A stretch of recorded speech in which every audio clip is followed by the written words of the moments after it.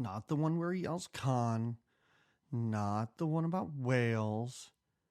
I guess this is the one where Christopher Lloyd strangles a giant worm snake, right?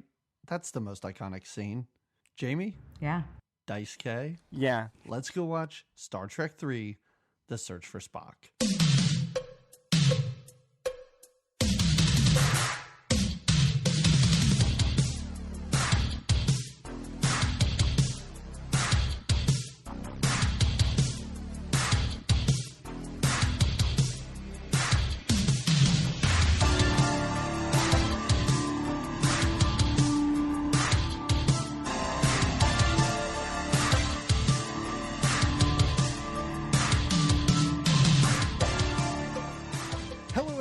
Welcome to another episode of Good Times, Great Movies. We're an 80s movie podcast where every other week we watch a different movie from the 80s and then we talk about it. I'm one of your two hosts. My name is Doug McCambridge, and with me, as always, doing some weird, sensual two-finger dance. Not sure what's happening. Just with my hand. Okay, just on my hand. Just hand massage. It's like a Vulcan hand massage. Is that because your blood's boiling or something? Because you turned 7? It's because I'm going through my changes. I'm going through my changes in a rapid way. In a rapid way. It's Jamie Lorello. Jamie, how are you? I'm doing great. I'm doing great. Yeah. And as you may know, as a regular listener, it's not just the two of us, because we're doing our Summer of Sidekicks. That's right. And it comes to a close. I can't believe it. Apparently, after today, we're never having anyone on the show again because we're done with this. No, but we are late August, which kind of means it's the end of the summer. Not really. Summer goes into September, but we don't acknowledge that. We don't, because we're all prepping for fall by then. But we are here with Diasuke Beppu. Diasuke, thank you so much for coming on. Yes, we really appreciate you being here. No, the pleasure is all mine. Thank you so much for having me on. I'm looking forward to it. Yeah, and if listeners don't know, we were on your YouTube channel. You sort of you talked to us for an hour plus a while ago. We put it up on our Patreon. I don't think we put it out there to regular listeners, but we did let people know to sort of check that episode out. And it was so much fun. And I've talked to you on other podcasts as well. And I am not saying, because this is no dig at our other guests that we've had, I'm not saying that we did this just so we could have you on. We decided to take an entire summer and to have a bunch of other people on just so we can have you on. But there's a chance that that's exactly what happened. Oh, wow. That's I'm very honored. I didn't, the summer of sidekicks. Uh-huh. So I know I'm in very, very good company. So I will try not to disappoint. No, that's fine. It sounds strange now that I say it, in that we just couldn't ask you to come up for an episode. We had to retrofit. We had to present this whole sidekick thing and hope that you were like, okay, I'm in. Well, I'm very honored. Thank you so much, really, and just to talk with the two of you once again it's a real, and I'm looking forward to it. I had such a great time last time.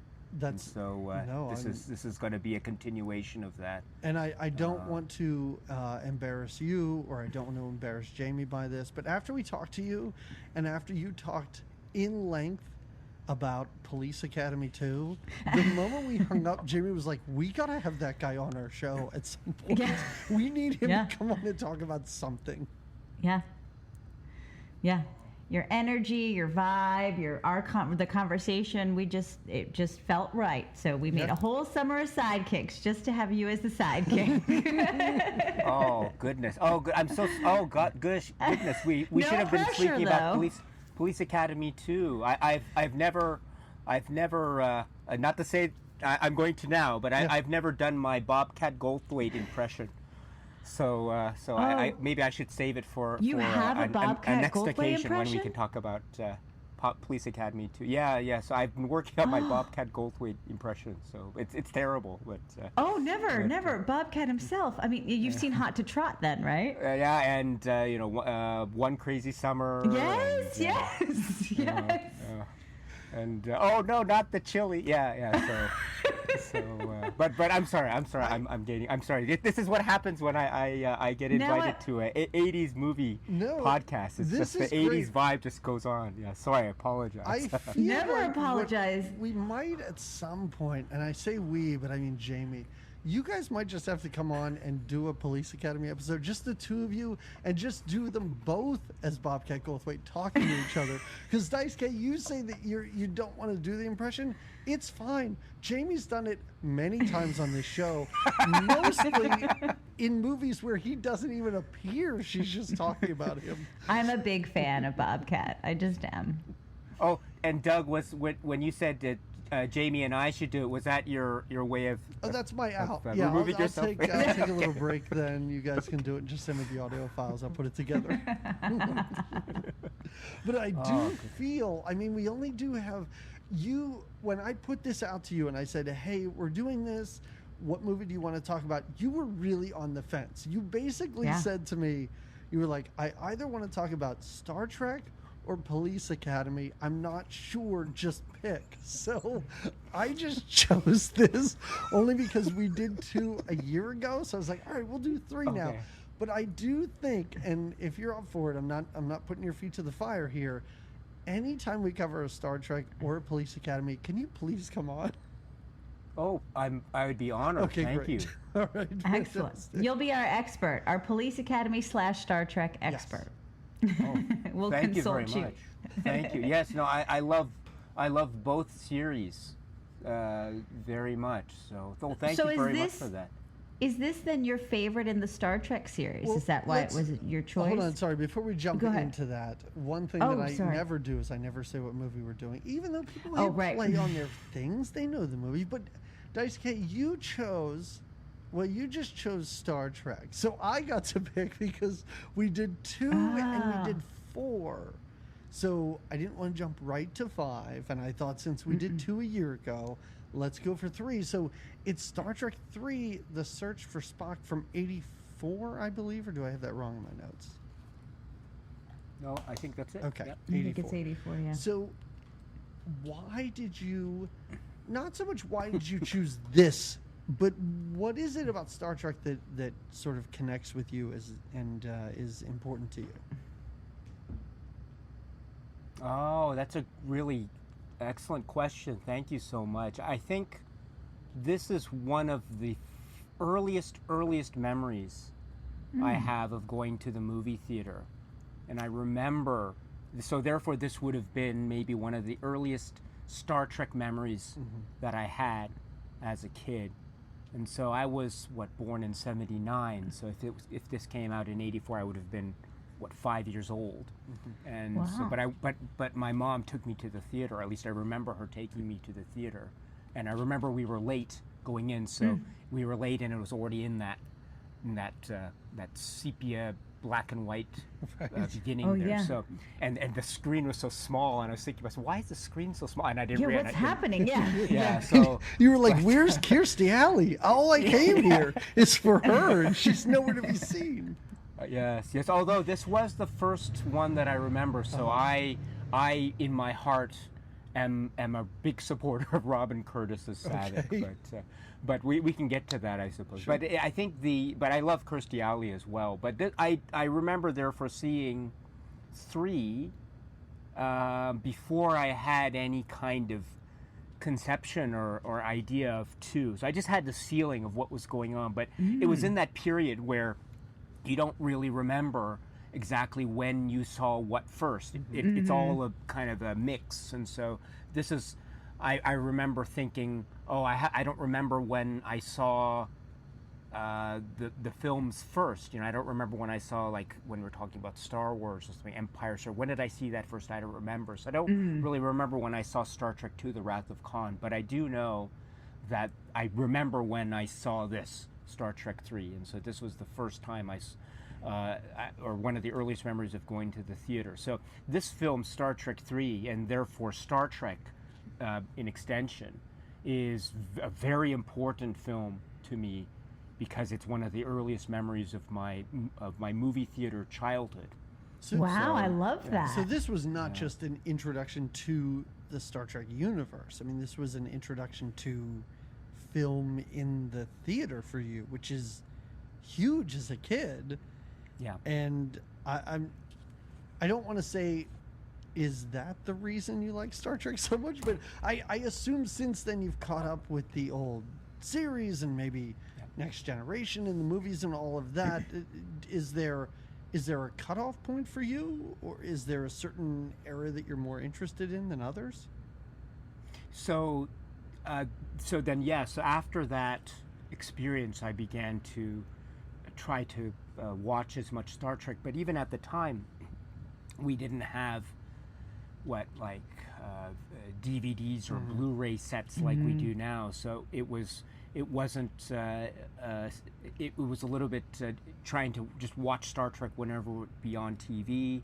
You'd have at the time reruns of the original. It was the only series at the time, but it was you had the 60s show, and then you also had reruns of the animated series, and then at the time you could have the rentals of Star Trek the Motion Picture, and then the Star Trek II Wrath of Khan, and then later when this came out on VHS, it would be Star Trek The Search for Spock. So it was that cycle of rentals, I think, of the films, plus watching the old episodes rerun on TV, including the animated series. And then from there, of course, when Star Trek IV came into the theater, it was a huge deal. And I remember the buzz, and I remember the excitement, and watching, I think, a Nickelodeon special on TV, building up to the release of Star Trek IV, and then from there I was hooked for life, as it were. Wow. Ah. Okay, that's something, because Jamie, is your experience this podcast? Well, no, I mean, I touched the outskirts of Star Trek. My family wasn't really Star Trek watchers, although we took a family trip to Florida in the late 90s, and we did a Universal Park. We made our own little Star Trek video. My whole family, these little Italians from New York, took a trip down to Florida, and they put us in, I had Spock ears on.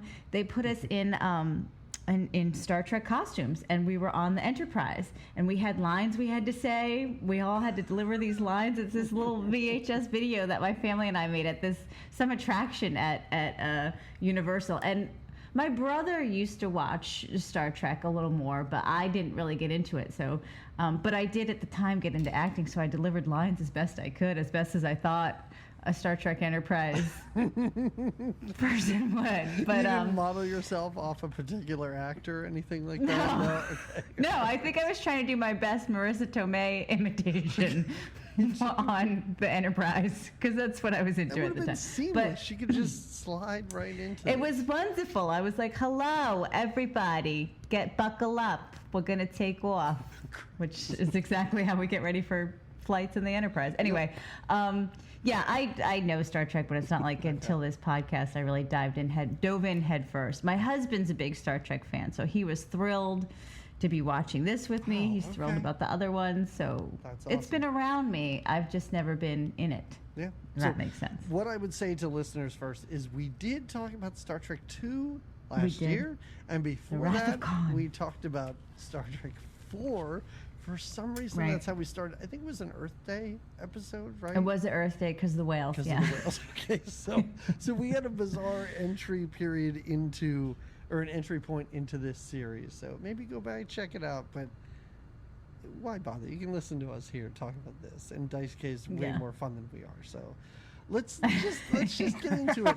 And Diasuke, one thing I've been telling guests since we started is, you brought this to us. You want to talk about we know what we're doing on our show, blah blah blah, whatever. But if we forget something that's important, steer us back. If we totally gloss over something, or if we're going too slow or whatever, take over. I want to talk about whatever you want to talk about in regards to this movie. So please feel free to jump in at any time. Thank you so much. I'm looking forward to the William Shatner voices. Please have those ready. Oh no! Oh yes! Oh, no. I haven't done my prep work. Of course. Mine are ready. Okay. Always. Fantastic. Klingon. Not a problem, Daisuke. Bastards. Vulcan Just say bastards. bastards like 18 times in a row, and every now and then put the word Klingon in front of it. Oh, I It's love so when the sad. Klingons His call poor him. son dies. It's so sad, and it's a wonderful, like, collapsing scene. But we will get there. But let's start out this movie because, Daisuke, as you sort of said before we even started talking about the movie, you were talking about seeing it in the theater because it really is like a previously on Star Trek 2. Like, it really is like a. Remember how this ended? Remember there was a whole funeral, and Spock died, and they shot him onto his planet, and that's great in that at the time, I think this was several years away. So it's good that they brought that back, because that's the whole point of this movie, is not that, like, okay, 2 happened, let's move on from there. This really is tying directly in. I mean, it's still about Genesis. It is still about planet terraforming. It's still about Spock died. Like, I can think of rarely 2 movies that coincide or lead up to one another quite as well as these 2 do. Yes, that's right. They form, I think, a really good companion piece type of relationship. I think also you mentioned you watched 4, The Voyage Home. So that too is also part of what is often considered to be a type of trilogy. Yes. Which begins with Star Trek II, The Wrath of Khan, and then continues on to Star Trek III.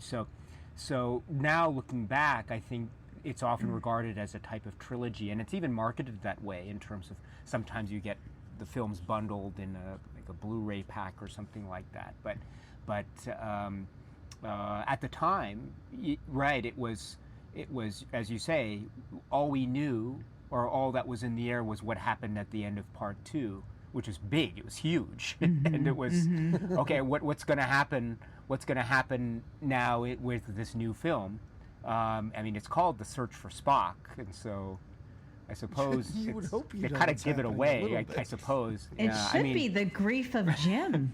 Because it's very much a grieving piece, if you ask me. Even how it Right. starts out with, like you said, it's sort of a replay of what we know happened at the end of The Wrath of Khan, but it's in this blue and white kind of, or black and white, but kind of blue and white sepia, like you were saying before, the small screen. And I instantly I was like, it's blue because Kirk is blue, because he's sad, because Spock has died. Oh, and then with the son later, like, it's just, and he's very much in a state of grieving, in a powerful grieving, because he's Captain Kirk, right? So he doesn't just take grief and wallow in it. He finds his strength in it. But he is very broken up at the start of this at the loss of his good friend Spock. And I don't know, having experienced grief myself recently, I was very connected to that. I was where The Wrath of Khan had a little more, well, lot chestier. The Wrath of Khan was, as we know. Who's that lead actor there that was Khan? That was. Montalban. Thank you. Yes. This was a little more subdued as far as that goes. It was less sexy, let's say, than that. Yes, yes. And again, but more feeling in the search for although Spock. there is some physical activity and rough and tumble action, as we will get to later in the film. Although there is no there are no scenes that make one think of the bench press, I suppose, from Star Trek II, The Wrath of Khan. Yes. My goodness, I always think, oh my goodness, every time I watch Star Trek, I think, I want to go hit that bench press now. That was crazy. Just watching him show up in that, and I'm like, how I had to do research, and I'm like, he's 60 years old, and he looks amazing in that movie. And I know this is not a Star Trek II discussion, but I please, if you forgive the indulgence, please, no. You know, the scene where he's like, it's probably the creepiest scene in the film. It's like, oh, here are the Seti eels. Oh, yes. They enter through the ear and they wrap themselves around the street. And it's like, all I'm thinking about is, oh, man, I really want to hit that bench press because it looks so awesome. Oh my goodness. But anyway, yeah. Like, oh, poor Terrell and Chekhov. Like, oh my goodness, they're sweating in their helmets. But no. Yeah, that bench press is all I'm thinking about. I'm sorry. Yeah. No, that's all right. So the movie starts. We get a few scenes from Star Trek II, and then it gets into the next movie, and it starts with a voiceover by Kirk, and he's really like. I was surprised we saw Kirk sign this movie because the voiceover is kind of like, remember those people from the last movie? Remember that girl that I knocked up and everything, and I had a son? Yeah, they're gone now. I don't know where they are. Don't worry about it. We might get to them later. Not sure, but I found it surprising then that we spend so much time, and that Kirstie Alley, like we sort of said earlier, isn't back in this, because this really could have. I mean, I don't know that it's a centerpiece for her, but this character gets a ton of screen time. And I looked into it. It was sort of,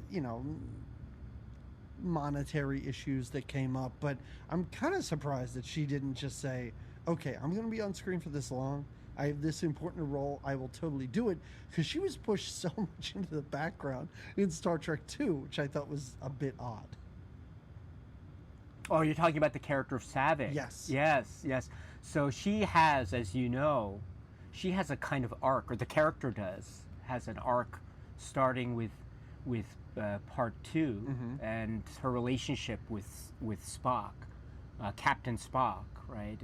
And that's one of the things too that's really interesting about this off the bat, which is that's an example of where you were speaking, the both of you, about how this is very much a companion piece and like it's a direct sequel. I mean, obviously it is from part 2, so it picks up directly from where part 2 left off. But herein lies the great mystery and the paradoxical nature of Star Trek 2 and Star Trek 3, which is you have this direct connection, but at the same time you have these little details which make them very much disconnected. So first of all, you have a completely different person portraying the same character of Saavik, who is a very popular character because of the very memorable way that Kirstie Alley portrayed the character in 2. You'd never seen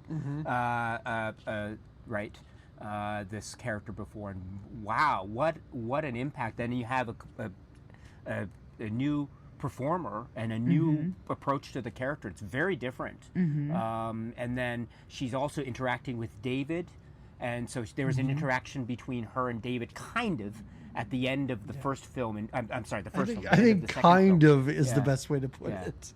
It's not really there, although you do get it a little bit if you look at some of the extra scenes that are part of some of these supplements on these physical media releases. But there was meant to be a kind of relationship that really never was there in the theatrical release of part 2. But then here in part 3, you get the relationship between David and Saavik that was sort of promised, but you have a different performer. And so the dynamic is, I think, somewhat altered. But I think it's altered in a very effective way. But there is an example of where you have a continuity between 2 and 3, but then you have these differences that make it like that's one example. The other example you mentioned the opening, which is they're obviously coming back from the Enterprise is obviously damaged, and you see the damage on the side, which is mirroring how it was attacked by the Reliant in part 2. Even on set, even in the bridge, there's like burn marks on the doorways and stuff like that. Exactly. So that it's meant to. So we're meant to understand that they're coming back from their encounter with Khan, and the Genesis planet has already been created. However, in part 2, they were on a training voyage, and so it was so they're on a training voyage and they're coming back, and that means that the Enterprise was on a kind of training cruise. And so it was refit in part 1, and it was kind of refit again in part 2, kind of, I think. And then it goes off and it has its encounter with Khan, and then it comes back, and then we get this whole thing about the Enterprise is too old. It's going to be decommissioned. So it's getting ready to get retired. Yeah, exactly. So it was on its training voyage in part 2, and then it comes back from its training voyage only to get the news that it's going to be decommissioned. So already you get this. So there's these little things where it could make sense.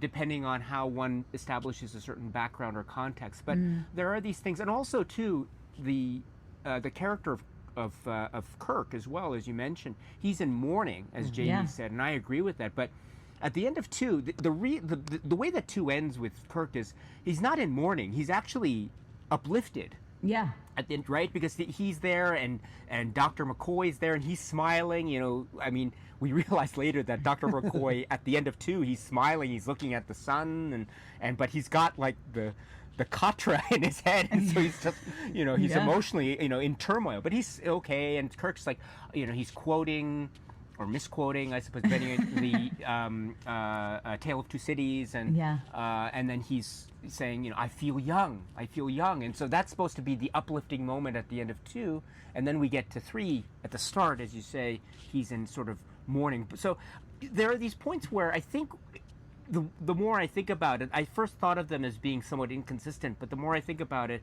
they tend to be like it's sort of the levels of grief, as it were. There's a sense of a kind of uplifting moment sometimes, and in feelings of grief, and I've been there too.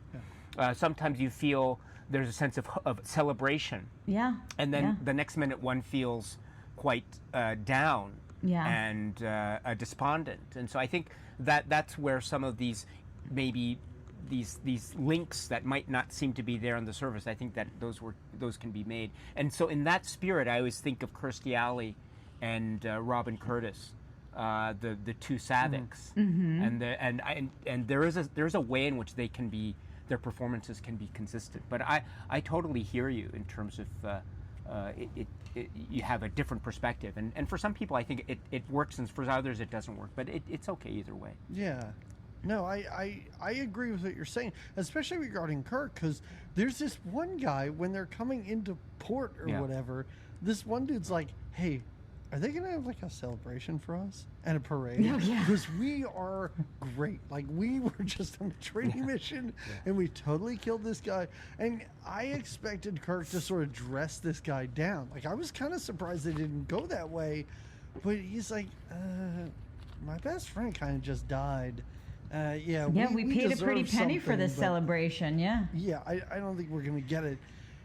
It's really, really nice, and it's his performance as subdued Kirk is something that I'm not going to say I don't like, because it's what the character should be, but I am more of a fan of manic Kirk, which comes up more in the series than it does in these movies, and that's kind of what I saw him as early on. And some of the fight scenes, yes, but also he's just not the Kirk that I'm used to seeing in this movie. Even though it just came off at 2, and I get it. Yeah, although there is. What is it? What's that show? T.J. Hooker? Oh yeah. Oh yeah. Yeah. So I think the hairstyle here in 2, but in particular I think 3 has a T.J. Hooker vibe to it. Those sideburns are insane. They're on point. And that coat too. Yes. When we get to it, that is one of the greatest coats in cinema history. That leather coat with the collar. With the collar, And I'm assuming, I might not have my time frame correct, but I assume he's walking off of the T.J. Hooker set right onto here during this time period. And but I totally get what you're saying, because this is more subdued Kirk, and we got subdued Kirk already in the films, in the motion picture, and then Wrath of Khan, and now The Search for Spock. He was in a different place than he was in the series, right? In the first film, he's already admiral, and then he takes over the ship because of this super emergency with V'ger, and then the second film, he is still admiral, but he's now pondering getting old, and feeling worn out and then he is thrust into another adventure with an old foe that is from his younger days, from the series. Sure. That's Khan. And then now part 3, you're right, it's a continuation of that.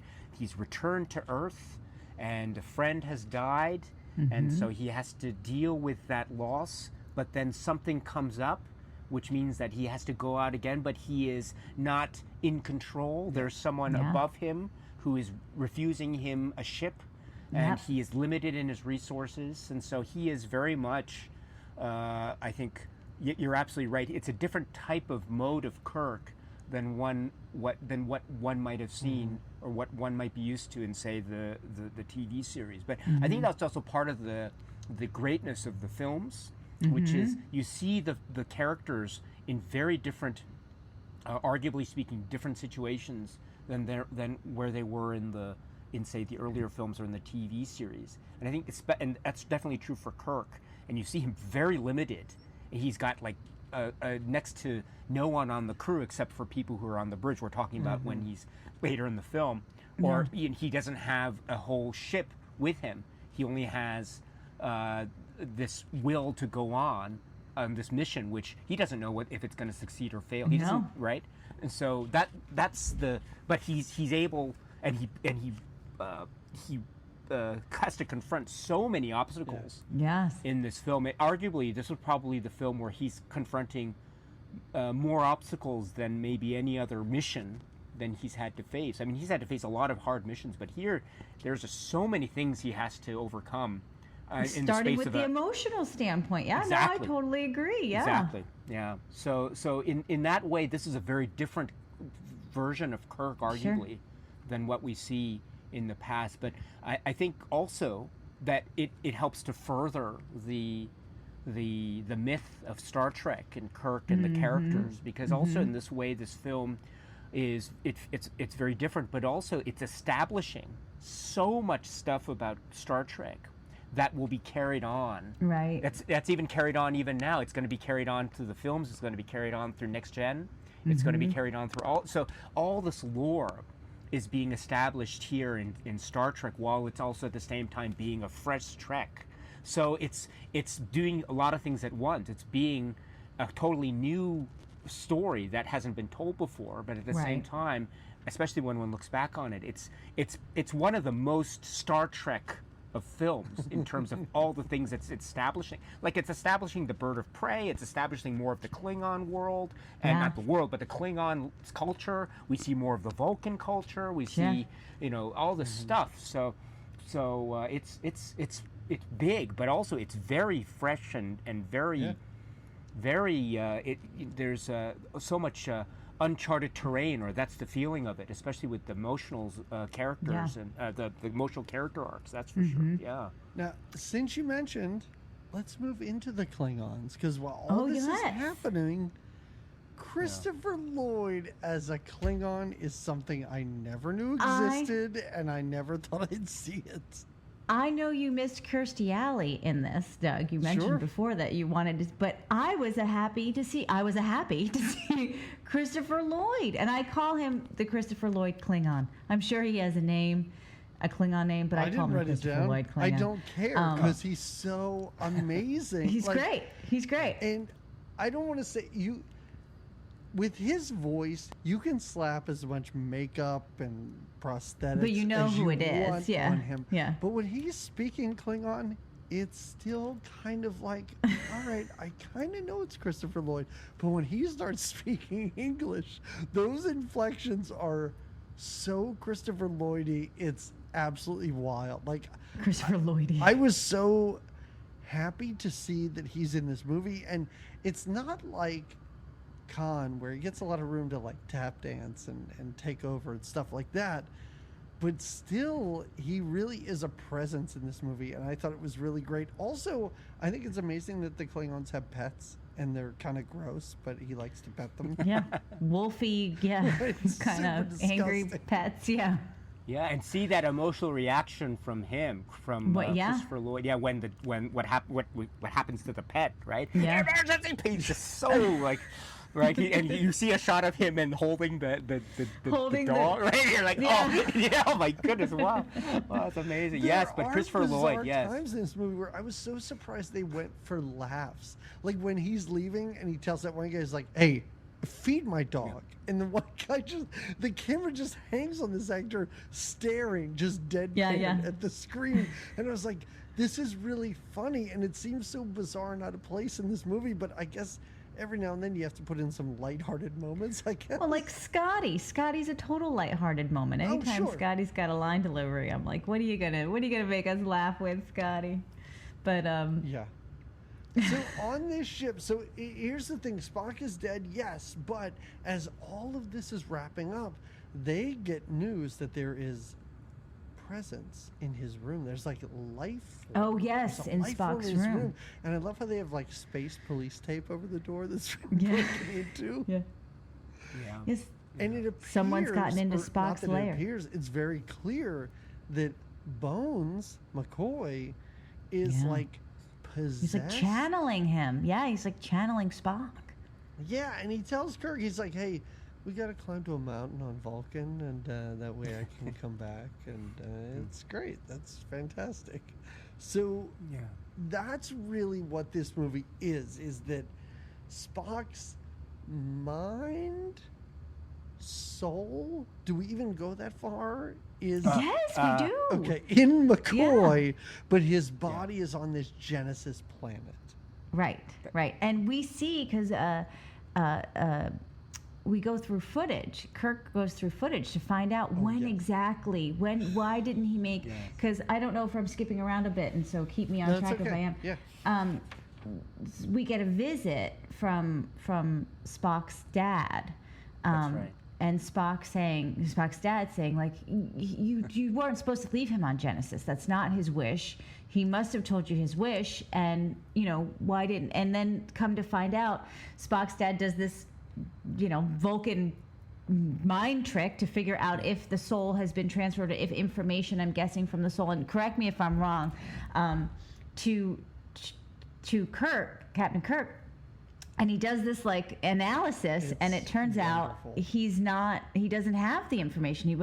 Spock didn't give him the piece of his soul. And you could see Kirk's kind of disappointed, like, well, why didn't you give it to me? We're best friends. I'm his best friend. Why didn't you give it to me? Great, but they never got the opportunity to touch. I love that his dad is like, hey, listen, you mind if I go into your mind for a little bit? Because I'm sure he told you what's going on. And then he does that. I do love that. I do. Like, I'm like, what a great, like... Sorry, I probably shouldn't have done that. That was a huge invasion of privacy. I thought that he would have done this to you. And you're right, because Kirk's like, oh, bummer. I don't know who he could have melded with, because he and we were best buds, right? Yeah, he was my bestie. He would have only melded with me. It's really But they cute. didn't have the opportunity because they didn't physically touch. And he says that to Spock's dad, like, well, of course not. We didn't. There was a barrier between us. And Spock's dad's like, well, I think it's Kirk. It comes to Kirk where he's like, well, it meant so much. If it meant so much to him, he must have told somebody. Yeah. So he reviews all of this videotape and finds that, or security footage, I guess, and finds that it was Bones. There was a moment when Spock did kind of... I have to say very quick, and I'm sure Diasuke, I'm sure you want to jump in, but I was very impressed, or I guess surprised is the word, with how strangely cute this movie is. Like how it just deals with like friendship, like buddies will be buddies, and it's just like, it's so adorable, the relationship between all these people on this. And it's not anything that the series really gets into, and it's not even, and I know we only saw the second movie, but it's not even until the end of the second movie where he's like, you were my friend, blah blah blah, the many outweigh the few and stuff like that, then we really get into this friendship. But this whole movie is just about like, we're friends, we gotta help friends because we're such good friends. It's adorable, and I could not get over that when I was watching it. So tight. Yeah. That's brilliant. No, you're absolutely right. This is about relationships. Yes. Totally, because, and it's many relationships. So, for example, Spock and Kirk, definitely. That's probably one of the most important relationships in Star Trek ever. Maybe the most important. Who knows? But also it's what's often referred to as the trio or the triumvirate of Spock, Bones, and Kirk, the three of them. And so what we have when you have the spirit or the soul or the Katra. Yeah, the Katra. That's the Vulcan term. Yeah, exactly. The Katra. There's so many Vulcan terms here. It's wonderful. I love Foul Torpan, and you refer to Ponfar. That's maturity, right? Yeah, or puberty. Ponfar. Yes, Ponfar. Yes, my goodness. We'll get to Ponfar and what all the implications of that. So the Katra of Spock is in Dr. McCoy's body or mind. And so what you have this uneasy union between Spock and Bones, and we know that they are friends, but there's also a kind of friendly rivalry, or not rivalry, but there's an antagonism between the two of them. We saw it a little bit in 2 when they're arguing about whether Genesis is ethical or not. Right. And Bones makes the humanist, or not humanist, but he makes the argument about how it's not ethical. And they're talking about a universal Armageddon, and he says, in part 2, you green-blooded inhuman, and he doesn't complete the sentence. But that's a reference to the fact that they have they are friendly, but there's also an antagonism between them. And so it's fascinating that it's those two characters, Dr. McCoy and Spock, that are together in this film. And when they're together, and I didn't realize it until this film, but when you have moments of Dr. McCoy almost hearkening to or calling to the spirit of Spock in some scenes, he looks almost like Leonard Nimoy, or there's this way in which his voice. He does the stare of some kind. Yeah, I agree. Exactly. When he goes into that bar, I found that such the cantina scene? Yes. 100% the Star Wars cantina scene. And they're like, well, we could do this, but let's make it a little more boring and not as many crazy characters. Although there are tribbles there. Oh, yeah. Yes. But I do have to say, I love when McCoy finds out about what Spock did, and his first response is to say, did he do this because of all those arguments they lost? I found that really funny. All those arguments he lost. Yeah, he points out lost. Exactly. So exactly, that's... Oh, I'm sorry. So that's one of the great genius points of this is you have the two characters that are kind of antagonistic towards each other, and they're forced together in this interesting union, and so that I think is a wonderful echo of the trio or the triumvirate union between the three. So what you said about how Kirk felt, maybe he felt left out, and I think maybe in some way he did. He was actually, physically speaking, he was left out because there was a barrier between Spock and so he Kirk couldn't. Right. Exactly. But then he has to bring essentially the two of them to this place. And as you mentioned, he refers to Mount Solea, this mountain on the planet Vulcan, and they have to go. What? This all mysterious. All this stuff is going on, and so that's an interesting thing. And then also too, you mentioned a couple things. You mentioned the appearance of Sarek, which is Spock's father, and this is big. This is huge because we haven't. Had we never seen him before? No. Well, we saw him in. We saw the actor Mark Leonard in a number of roles, but when he's playing Sarek, we saw him in an episode of the original series, Journey to Babel, and also we see him in an episode of the animated series called Yesteryear, which is one of the. The appearance of and actually we see the actor. He doesn't play Sarek, but he appears actually in the first film as a Klingon.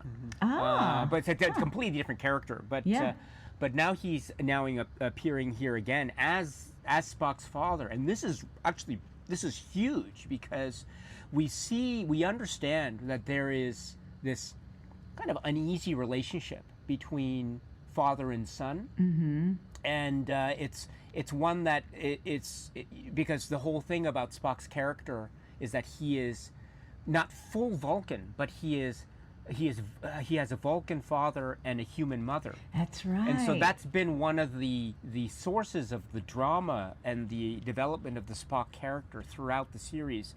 Now, it's not really referred to, that component of Spock's character is not referred to in this film in terms of his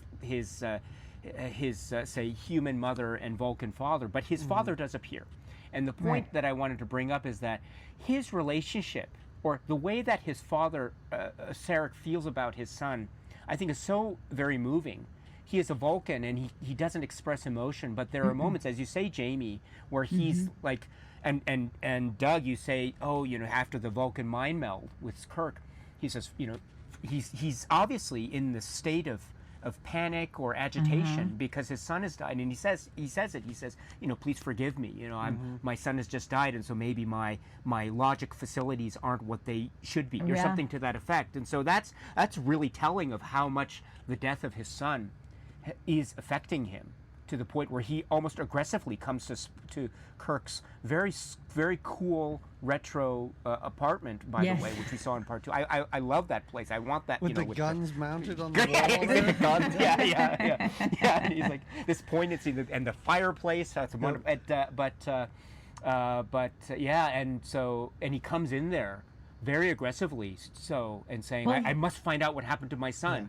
I must, may I join your mind? And he doesn't find what he's looking for. And then they go to the security tape, which you referred to, which is a great thing, by the way. And it's that idea of where were these cameras in the ship? The cameras are quite coincidentally the same position of how the film was. So they're actually it's like Netflix. Yeah, it's not the only time in this movie that they will 100% do something that Spaceballs did, but it really is like, let's go back and watch that previous movie and see if we missed anything. So, but that's where they find out, that Spock actually joined, or he said remember at a key moment in the Wrath of Khan. And therefore, it's McCoy, right? And the McCoy is the key to the whole mission, and that's where he realizes that this is where he gets his mission from Sarek. He says, "You must bring McCoy, you must take McCoy, or you must go to Genesis and get all this stuff, and then take everyone to Vulcan." Yeah, it's only there will be. He needs the closure. He needs the dad's looking for the closure of bringing his son back and having this Vulcan ceremony and having him just return home.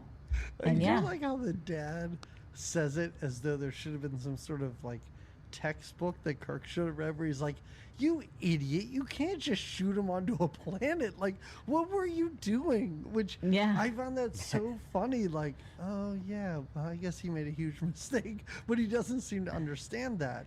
But this is, as we talked about, this movie's about Genesis as well. So on Genesis, the other thing that's happening at the same time is Saavik and Kirk's son, they're on a different ship at this point, and they get beamed down to Genesis to sort of take a look around and see beforehand they could see on their computers that there's something alive on Genesis. Yes. They're analyzing Genesis. They're not supposed to go down there. The captain of their ship is like, "No, we are not going down there. We are just here to sort of survey the land. Right. We're not releasing you into that area." And they're finding there's different vegetation, there's different climates happening, and then all of a sudden, right where Spock's, I guess would it be his coffin? It's called his coffin. Is landed.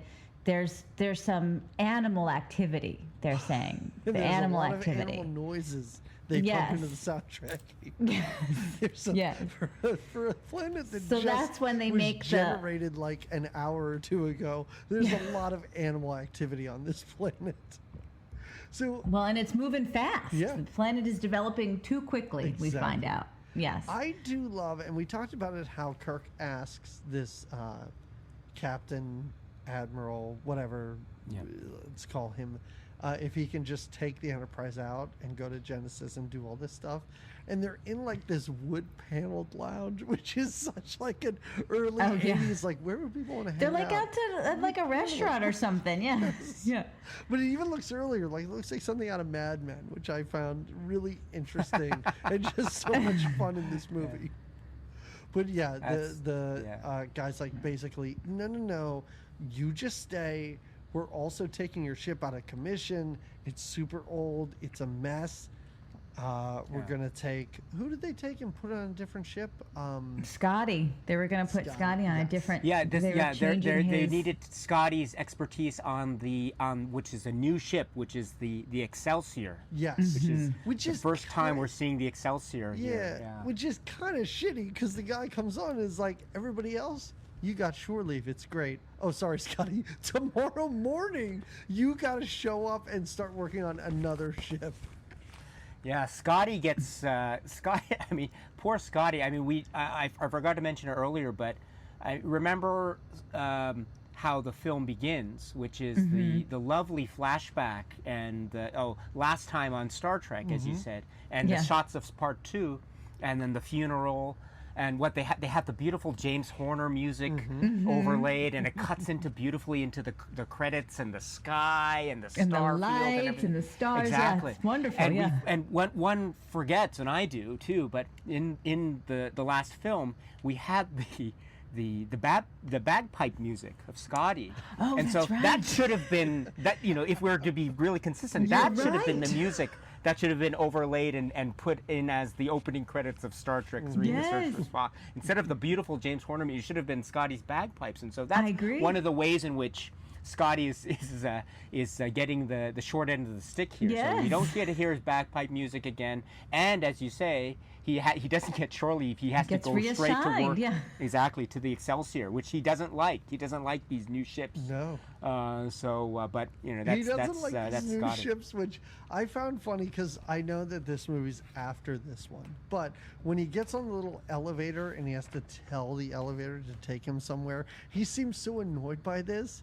And then in 4, when he's on Earth, he walks into I forget where he goes, and he picks up the mouse and he talks into it and goes, "Hello, computer." And I was like, well, that's what you were just doing on the elevator. Like, you shouldn't be that upset. That's how you're communicating with machinery. Oh, yes, the but transparent also, aluminum. Yeah, but he may get short shrift a little bit, but he's still, like, Uhura gets nothing to do in this movie. Like, she is just like, you know what? I'll beam you guys into this next adventure. I'll sit this one out. And I felt kind of she bad. does get sassy with that one young. I do like when she gets sassy with that young. What is he? Shipmate? Oh, Mr. Adventure. Yes. Yeah. I was Mr. like, Adventure, this guy seems into adventure.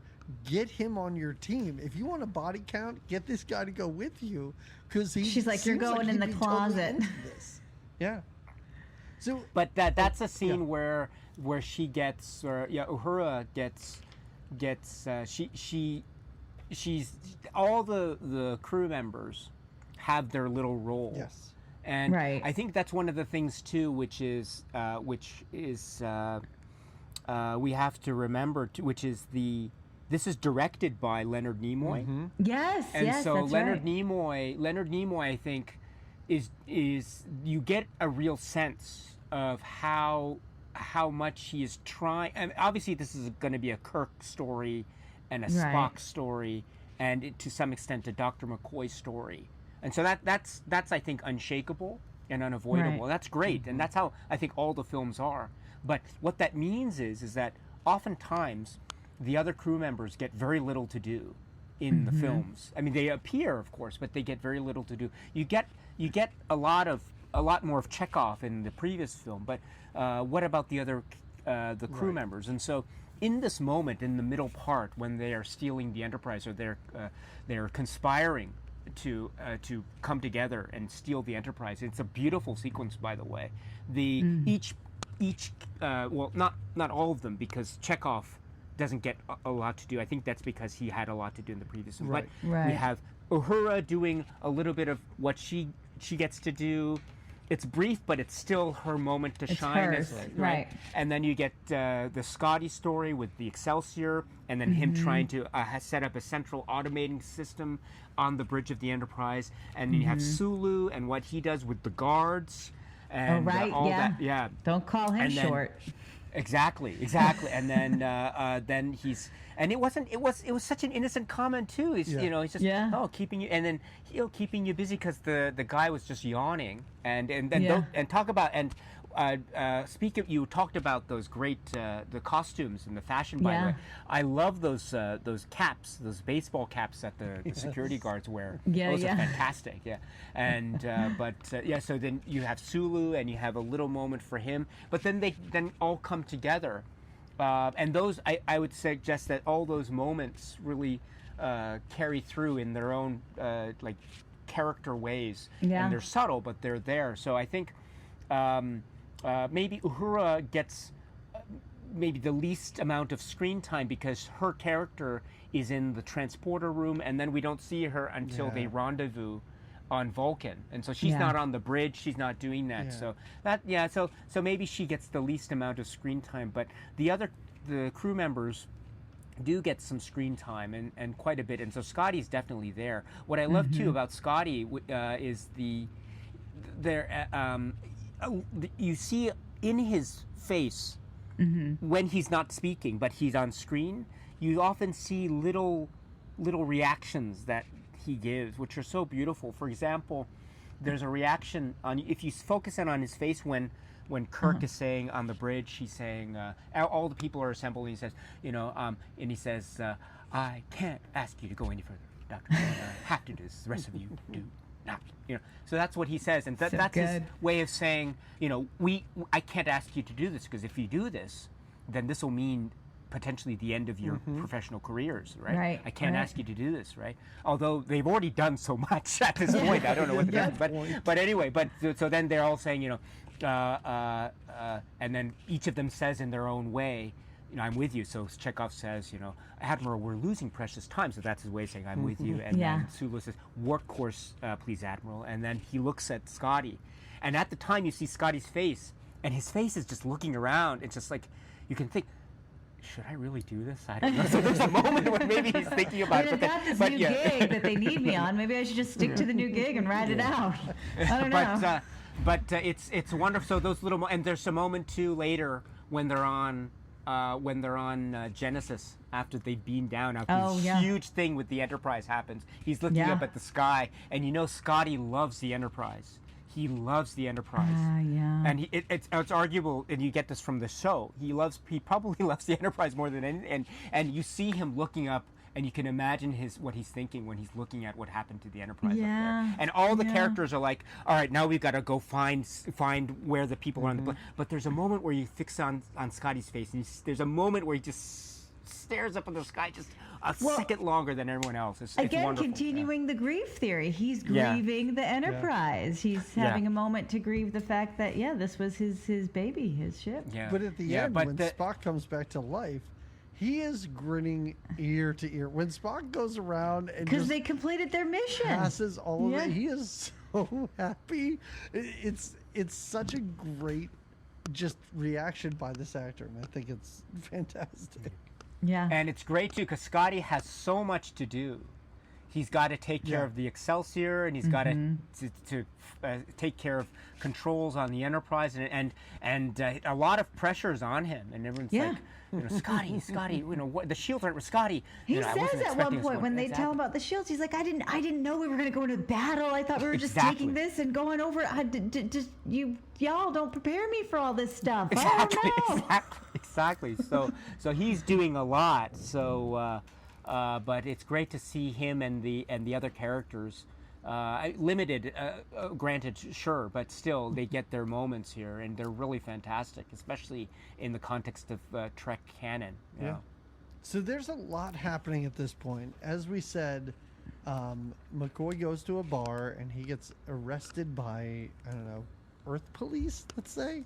Yeah. And he's busted out, as we sort of talked about earlier, by Sulu and Kirk. They bust him out. Well, they put him into the Federation Funny Farm. They put him because he's looking to get this. He goes to the canteen, and we have the cantina scene, and Bones is trying to make an argument to get a ship. He needs a ship so he can get out and find his. And he talks to some maniac about this. Yes, some pierced up you don't need lunatic. to know who I am. I just know you need a ship Don't worry about it. It's great. And this guy's even laughing when the cops show up. He's like, "Is the guy you probably want, not me." Well, because Bones is shouting about going to Genesis. Like, I need the ship to get to Genesis. And everyone at the cantina is like, what are you talking about Genesis for? Because even this shady guy, he says, Genesis is a no zone. Yeah. We don't go to Genesis. We're not talking about Genesis. So, yeah, even the cops is like, or whatever. Mind keeping your voice down a little bit? Yeah. And it's a You're bar. talking Yeah, It's and- not that kind of bar. And you make the reference to the cantina scene in Star Wars. There's even another reference too, because this guy that Dr. McCoy's talking to is very much speaking like Yoda. Oh. Yeah, Yeah. he's got that Genesis, phrasing. it's planet forbidden. So that's Yeah. the reversal of the word order there. So it's very much like Yoda, and you've got the there's the big ears, which is part of there's a punchline to that Dr. McCoy says, but the ears also then link back. Oh, it's like the ears were the defining feature, or one of the defining features physically of Spock. Right. And here you have another ear defining character, and then you have the moment where Bones is trying to put the Vulcan pinch on the guy, but it's not working. That's right. That's a lovely moment. Working, Yeah. Yeah. He's like, I've got the Vulcan in me. Not enough, though, Bones. You're not enough. He's moving And his like hands the guy around. that he's trying, he's like, what the heck are you doing? What are you doing, buddy? Yeah. So it's here's a my great moment, question. yeah. Maybe you can answer this. If at the end of this movie, what they try doesn't work, or if Bones at the end of this movie is like, this is too risky, I'm not going to do it, does that mean Spock just lives in his mind for the rest of his life? Possibly, yeah. Okay. Yeah. That's so that and what you say, right? No one would understand exactly why he's acting this way, and so Yeah. they would probably interpret it to be some kind of emotional breakdown or something. And as you say, he was about to be sent to some kind of facility, Right. Because they regarded him as being in this condition, and so it would have probably just gone on like this. And so it was very much imperative for Bones' sake as well as for Spock's sake that they complete this mission successfully. Yes. So our crew of heroes who we love, they basically bust out and they take the Enterprise out. They are just like, we're hijacking this thing, we're going, we're leaving. And in the meantime, Saavik and Kirk's son find nothing in the coffin, right? Just like a cloak. It's just his cloak. Yeah, Okay. it's just, yeah. But they do find a little baby, just a little kid on this planet. Oh, yeah, little boy. Yeah, and they're like, Who is it's that a boy? Who is baby that actor? Spock. I recognized him from something. Who is he? The actor, The little the kid? boy. Yeah. Did not look that up. Oh, he Sorry. was he's somebody. He was a little boy. He was in some different 80s movies. But yeah, when they find this little crying boy on the planet, and it's little boy Spock. Yeah, they're just we're like, gonna get to watch. Instantly, they're like, oh, this must be Spock, and he's a baby, and this planet brought him back to life. So But I like guess when we're they just call hanging back out. to their ship and they call the captain of their ship and they're like, we found this boy. What are we gonna do? Like, we have to come back up. He's like, I don't know if we want to bring that other guy up I don't here. know. Oh, yes. A kid? What are you talking about? Is he Just radioactive? stay Is it out there. okay? We'll figure it out on our end. We'll call you. Don't call Yeah. us. Just do what you can. Yeah. Also, in the meantime, so the Klingons. So here's the thing: the Klingons want the Genesis technology, Yes. but they also seem very excited late in this movie that the Genesis technology destroys worlds and doesn't make them habitable. So The power that it possesses. Yeah. yeah, I was gonna say maybe somebody wants to point to this because at first it seems like we can make planets and live on them. That's great. Also, planets can be destroyed by this. That's pretty cool. So Yeah. I don't really know what they're into. Oh, the Klingons? Yes. So so the So right. So the I think the idea of the Klingons and Christopher Lloyd and Kruge, right? The Christopher Lloyd Klingon, which is a great name, and his crew, and he gets which is going back to the Klingons, right? And then Christopher Lloyd, I guess his name's Cruz, but now I'm thinking, it's Christopher Lloyd because it's just, as you say, Lloyd Klingon. Yeah. I feel that way too. Like I said, he could have hidden until he spoke English. I was like, you could have hidden this actor in this makeup. And the moment he's talking, I'm like, does he have a DeLorean somewhere? Are they going somewhere? Like, I could not. Yeah. I couldn't think of anything but Christopher Lloyd after that. You were expecting, Marty! Right. Marty! You wanted to say that. Yeah. And it's amazing, too, because this came out before. Right away. No, he's taking a cartoon shoe and he's killing it in a Vada dip. Oh, my goodness. Oh, Roger Rabbit references. Bravo. Yes. That broke my heart when I saw it as a kid through that scene. Terrible. Oh, right. Oh, gosh. I was going to say something good, but that will spoil Roger Rabbit, so I'll refuse. But, oh, gosh. What a great... Roger Rabbit. Yes, sorry. Guys, Roger Rabbit was innocent. He didn't do it. He was framed. I just spoiled the movie. Oh, my goodness. That's such a great... Yeah, Christopher really Lloyd is just... And just to imagine and he was in Clue as well. Yep. The Clue, right. Back to the Future, and before that he was in this film, and what a presence! You're right, and he's just and here you understand what his whole motivation is, and his character too is further establishing all this stuff, this lore about Klingon culture. So first he picks up this information from this ship. Right. Which is, and then the other Klingon on the ship, who is the Klingon Valkyris. Yeah, there's this implied relationship between them, but which is made even more powerful by the fact that he kills her because he has seen. You'll be remembered fondly. It's an amazing relationship because she even realizes she's dead, and she tells us that she's like, "Don't worry, you'll get paid at some point. It's fine. Don't worry about it."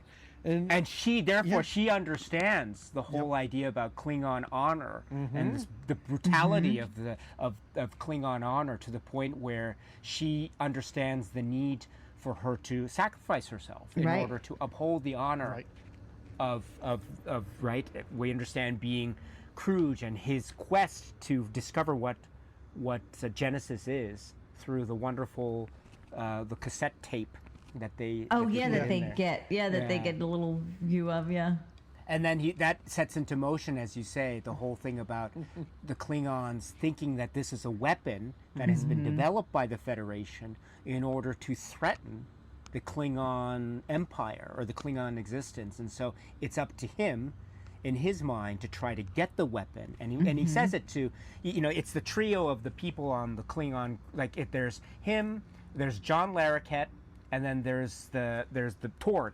There's Maltz, Torg, and Kruge. So there are the three, and John Larroquette's there. So Night Court. So anyone who's a fan of Night Court. Such a question, because it was not until I finished this movie that I saw that John Larroquette's in this. Yeah. Who is he? Yes. I didn't even know. He was one of the Klingons, wasn't he? He's one of the Klingons. He's Maltz. He's Maltz, the Klingon. Okay, is he one of the ones where they're sitting around watching the video and he's like, "Hey, don't tell anybody about this"? He's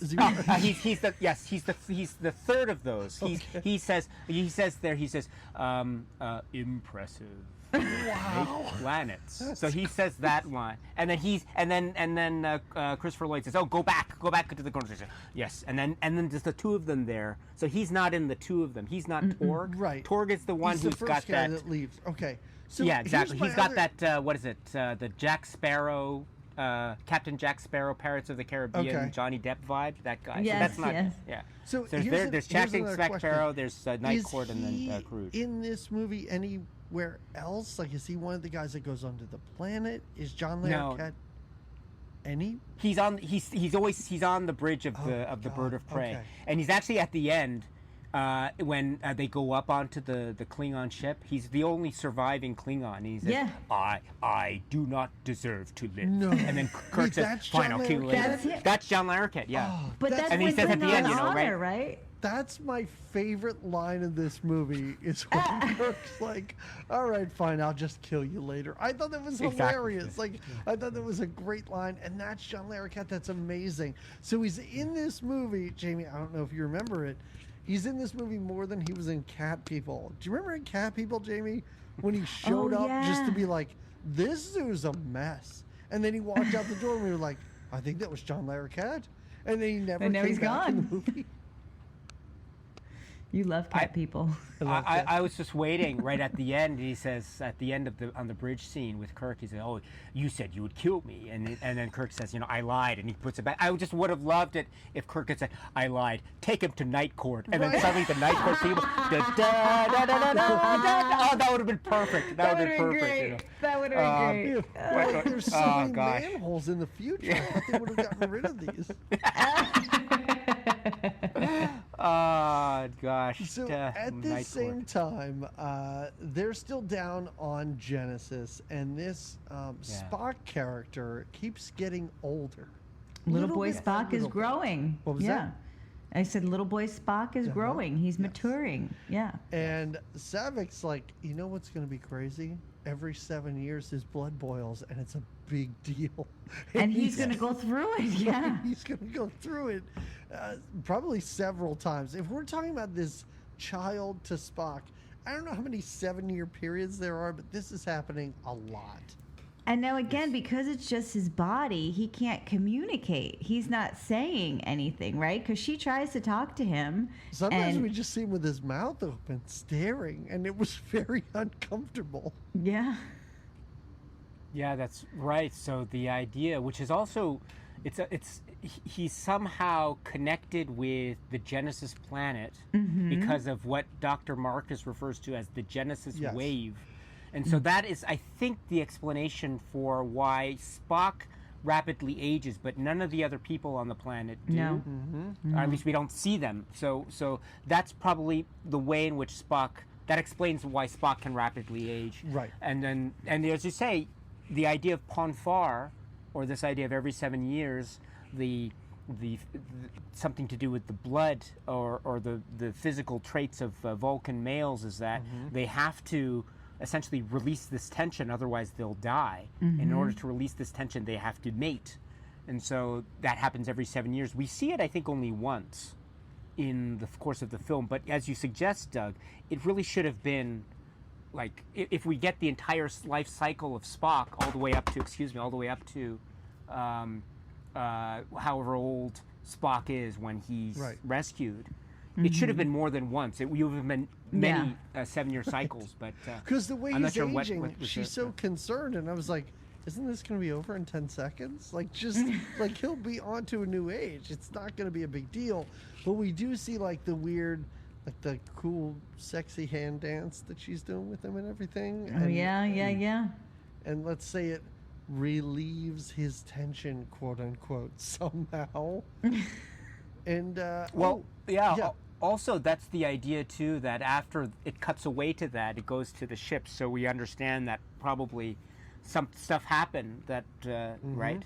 Very intimate stuff happened. And then that also explains later where Spock comes back at the very end, and Spock looks at each of the people one at a time. He walks past them. The first person he walks past is Savick. And when he looks Savick straight in the eye, Savick turns away, very almost shy, like. And I think Robin Curtis mentioned it in one of the making of features or the interviews, which is where the direction that Leonard Nimoy, the director, gave to her was something like react like you would when you've just seen someone that you loved long ago, but you've seen them again recently. So it's this idea that maybe in that look there's a sense of intimacy, shared intimacy like a between lost them. love, something like that. So that would then make sense when we recall that she was there with him, part of his transitioning, exactly, part of his, for Ponfar, exactly, yes. Yeah. So it's such a shame that this character didn't last, or nothing became of this character, because I think they had, I think they showed some old footage in 4, and then they wanted to bring the character back for 5, but Kirstie Alley didn't want to do it, and I think some people weren't crazy about this portrayal, so they didn't want to bring her back, and then they didn't want to recast it a 3rd time, so they just decided, I think we're done. And it's such a shame, because there's a lot going on here with this character. Yeah. Oh yes. We see a very brief scene with her in part 4. You're right, where she says, right, she stays on Vulcan, as we know, and she sees the ship go off, and she says goodbye. What does she say to Spock? May your journey be free of incident, or something. And then he says, live it long and prosper. So it's a very Vulcan way that they say goodbye. But again, we understand that there's so much that occurs between Spock and Saavik. Even in the previous film, we understand that there is this student mentor type of relationship between the two of them.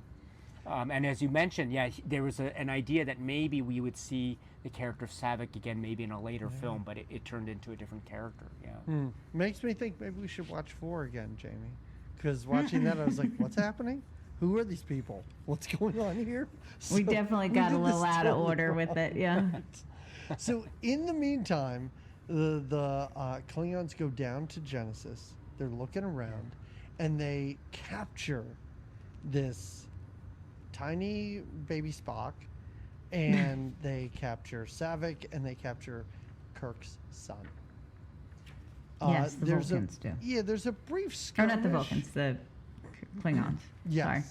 Yeah, so there's a brief skirmish, and then Christopher Lloyd calls Kirk, and he's like, "Hey, dude," or wait, I think Kirk calls, and then he intercepts the call, and he's like, "Hey, we got some prisoners down here. If you want to see them again, maybe you'll surrender your ship or whatever. And P.S., I'll totally kill them. And if you don't believe me, I'll totally kill them." Yeah. And he does. Like, one of his goons goes down and basically makes to kill Saavik. But Kirk's son intervenes, and then there's a brief fight, and then Kirk's son is killed. And it is quite the job of acting in this scene. Oh, it's another moment. He falls down. He falls down. Huge moment. Yeah. Yeah. Yeah, this is huge. And we also get like amazing reaction shots from the other members of the crew that are sitting there. I mean, it's stunned silence by them, but everybody seems so impacted by this. And I know, listen, it's his kid. I get it. That's horrible. He just met this kid, and also some members of this crew I don't think ever met this kid. But it's such a weighty moment in a movie that's already had so many heavy moments in it. Well, and there's a heaviness too, because it's his son that created this planet, right? And now this planet is kind of she even looks at him, and the I forget her name, I'm so sorry, the Vulcan lady is what I'll call her. Saavik. She looks at him, and Saavik, yes. She looks at him and she said, you did this, and you knew. Yeah. You're just like your father. You wanted to just be whatever. You wanted to do your thing, and so you skipped ahead some steps, and you didn't think about how this planet could impact other people and other things. And he kind of has a moment where he's like, I know, I didn't. You're right. I'm sorry. I'm the reason this planet, I thought it was going to be amazing, and I didn't think everything through. And so when they're going to kill somebody, they do this little dance around the three of them with a knife. And I like the little Spock boy is like, I don't know, maybe I want to die. I don't even know what this is. I'm just really a body. A feral animal at this point. So he's just like looking like, I don't know. And I kind of wanted him to like grab the knife and go crazy and be like, Arr! But he's not. He's just, but yeah, so when he dies, it's this weird moment, just the emotion for Kirk and for the crew and everything. But because he dies on the planet that he created, he dies at the hands of I don't know. It was, and he admits before he dies, he does admit like, I did this and I made a mistake. Yeah, he talks to Kirk and he's like, I totally messed this planet up. Like, this was a big mistake on my part. Says it on the it's not going to work. Genesis is a disaster. And you think he's kind of saying that at first for the Klingons, like, you guys don't want it here. It's not going to work. Wink, wink. It's really not a good thing. But it truly is. It's not, he's made some errors. Everyone's like, Klingons, you don't want this. This is a mess. Ixnay on the NSSJ. So it's no good. Yeah. It's said, and it's really great. Yeah, and actually, the idea of the idea, as you mentioned, Doug, earlier, which is the idea of Genesis is twofold. First, it's the creation of a planet, which is one part. But the other part that's part of it is the destruction of a planet. Now, in terms of the creation of the planet, right, it doesn't work. The Genesis is a failure because what was it? As you say, Jamie, what is it? He used proto-matter. Yes. What's proto-matter? Oh, proto-matter is the substance that's so unpredictable that every scientist considers to be the use of it is unethical because it's something. So unpredictable. So he used proto-matter, which is like a cheat. It's like he cheated, and so that's why it's a failure. So therefore, it causes this is the reason why Genesis as a planet, when it's created, it's unstable. But that still leaves the question: can Genesis, the device, as a torpedo, be used for destructive causes? And the answer to that still is yes. And so I think in that way, it's not to create planets, but therefore to destroy planets. And so there still lies the danger of the Genesis device. And which the I power think that's so alluring to those Klingons. Yes. And that's one of the reasons why Christopher Lloyd is still saying, you will give me the secrets of the Genesis torpedo, Marty. He doesn't say Marty, but he says that, and so he focuses on the Genesis torpedo, which is the first time I think we when we talk about Genesis in all these films, I think that's one of the only times we make reference specifically in dialogue to the Genesis torpedo. And I remember as a kid, I was thinking, what is this Genesis torpedo? I never thought of it, and I realized, it's this thing that's the device that needs to be launched in order to destroy a planet, in order to create a planet. Well, if the created planet is unstable, that still leaves the question where it can still destroy a planet. So that's why he's focused in on this. And then, so it's not really it's not a failure in that sense. It's a failure in the sense of creation, but it's not a failure in the sense of destruction. And so it's still very dangerous. Yeah. Marty, the Libyans want the Genesis device. Run for it, Marty! Yes. So when we talk about one of the best, I found this exchange not funny because it happens after this really serious moment, but the fact that Kirk's like, all right, I'll give up my ship. Just give me a minute to talk to my crew. And Christopher Lloyd goes, hey, you're a good guy. I'll give you 2 minutes. Yeah. I don't know why I found that so endearing and strangely like. Well, he just lost his son. Maybe that was part of it. Yeah. It's almost like he was like, I didn't know he was his son, guys. That's terrible. Let's give him 2 minutes. We'll give him 2 minutes to talk to his crew. Yeah. Yeah. Well, that's the thing too, which is at this point, it's a really wonderfully established standoff. Because we have the Klingon ship, the Bird of Prey, on the one hand, and then the Enterprise on the other. The Enterprise, as we know, it's not. There's no crew. It's no full crew. It's just Kirk and Chekhov, Sulu, and Scotty and Dr. McCoy. But that's it. Yeah. They don't have anyone there, but the Klingons don't know that. Have no the Klingons idea. Think that this is a huge, this huge Federation-class starship that they're facing with this huge firepower arsenal. And so that's one of the brilliant tactical points of Christopher Lloyd's Crooge, which is he instinctually understands that he has the upper hand, even though he still thinks that this is a fully, this has a full crew on. Oh, right. No. So, yeah, listen, they have hundreds, if not thousands of people on this ship. Yeah. We got nobody. We got the upper hand. And that's later on when his guys are just running around an empty ship. I found that kind of funny, too. Just running down empty hallways. They're like, nobody's here, I don't know what's happening. And when they're like, I don't know, the computer's talking. It's just saying stuff. Because it's counting down. I love that. Yeah. And I love how they what it's counting out. It's 9, 8. What is this? What is it? And it's only no, get out of there, guys! Get it. What is going? What is this countdown? And they move. Yeah, it's great. I love it. To the computer. Listen to what he's saying. So this is the whole plan. Is that Kirk's got this great plan? And he's like, we're gonna teleport or beam ourselves down to this planet. Yes. And then we're gonna set the self-destruct and. Oh, also the self-destruct buttons or the numbers are 0000, which I I like so their codes. It's like when you have to put in a password, in a computer, and you do like obvious ones, and it's like this is the same password I used on Amazon to rent this movie, and they're using it in the movie. Yeah, Again, it reminds me of Spaceballs, yeah. where the password is 1 2 3 4 5.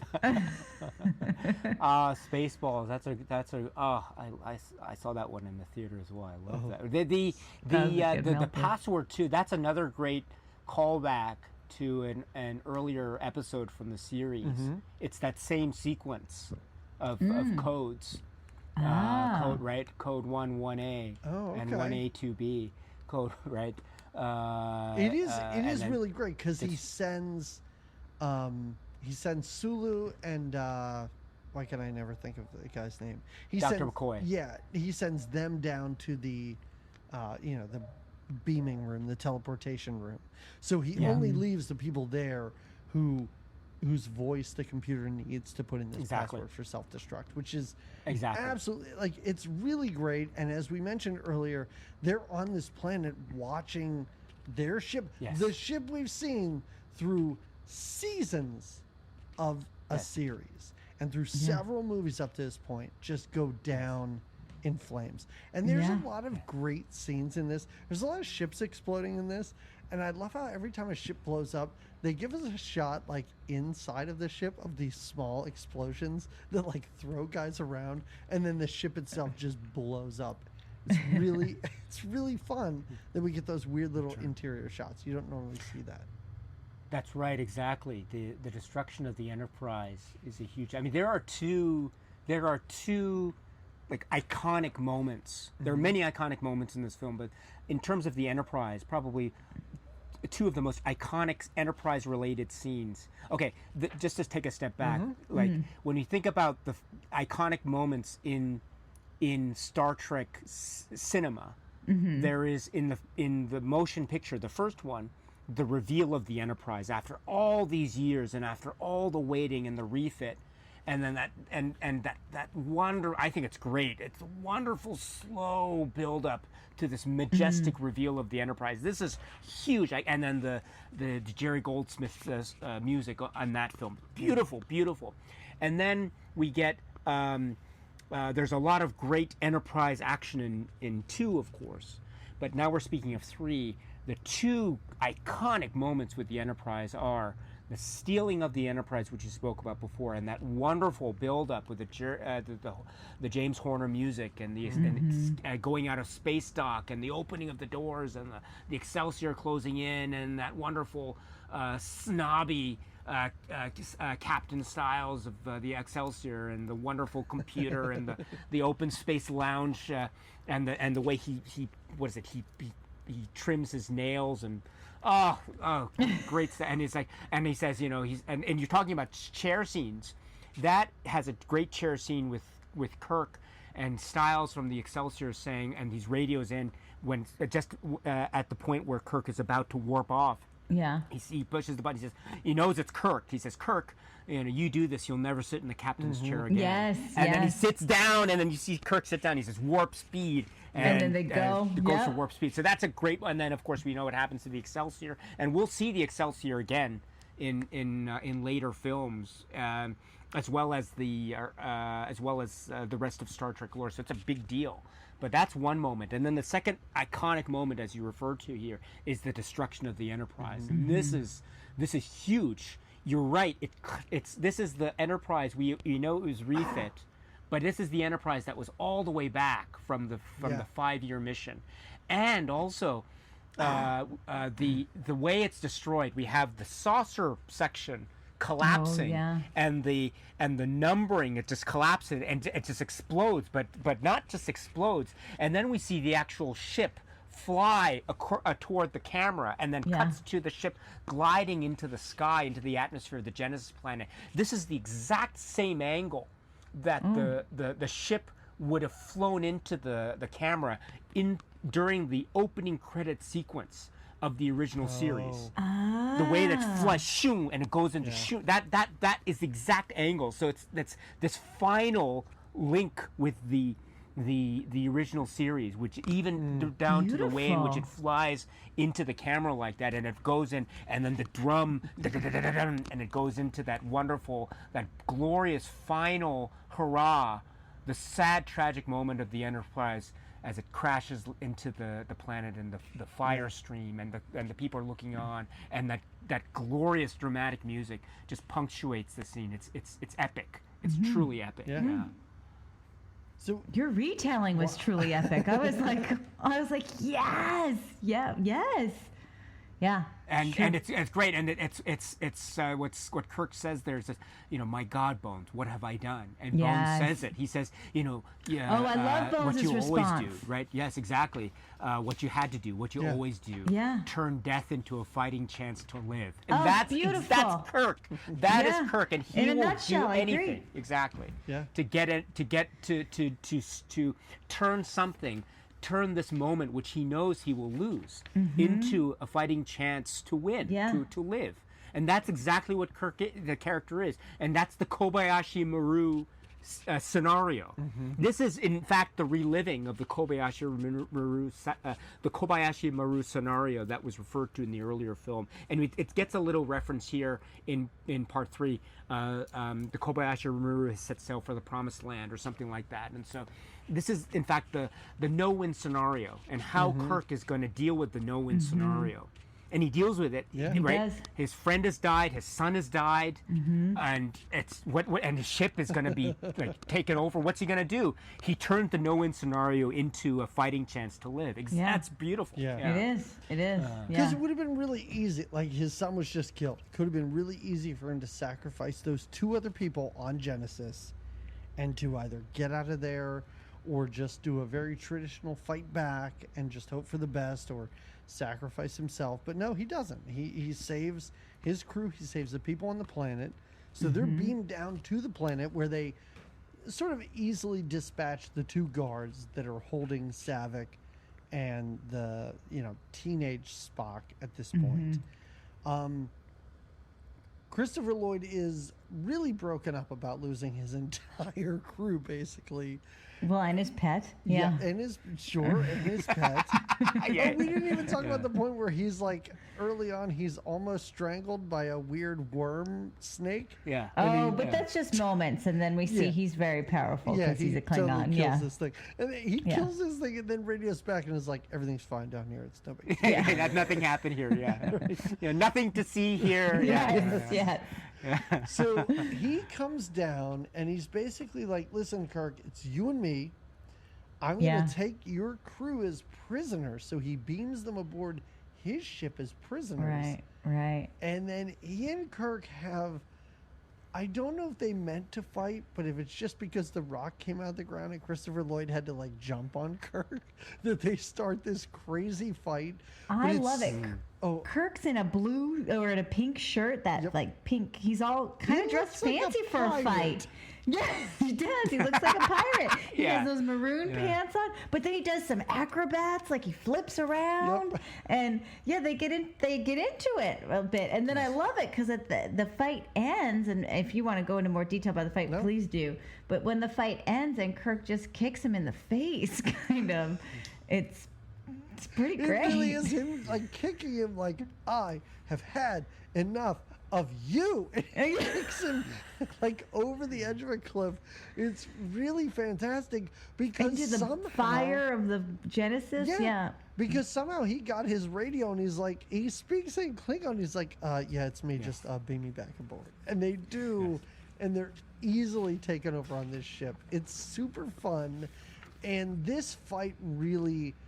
Diasuke, I don't know the movies that well. I only watched the movies I did for this show. I tried to watch the Next Generation. I was not into it.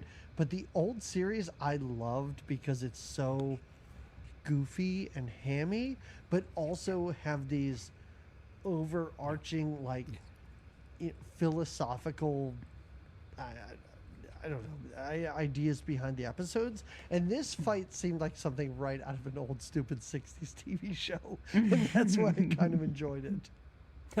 Well, it's also true that they had these great fight scenes in the Star Trek TV series as well. Yeah, where Kirk would be fighting fighting whatever opponent would be there, whether it's the Gorn or there's a moment where there's a very famous scene.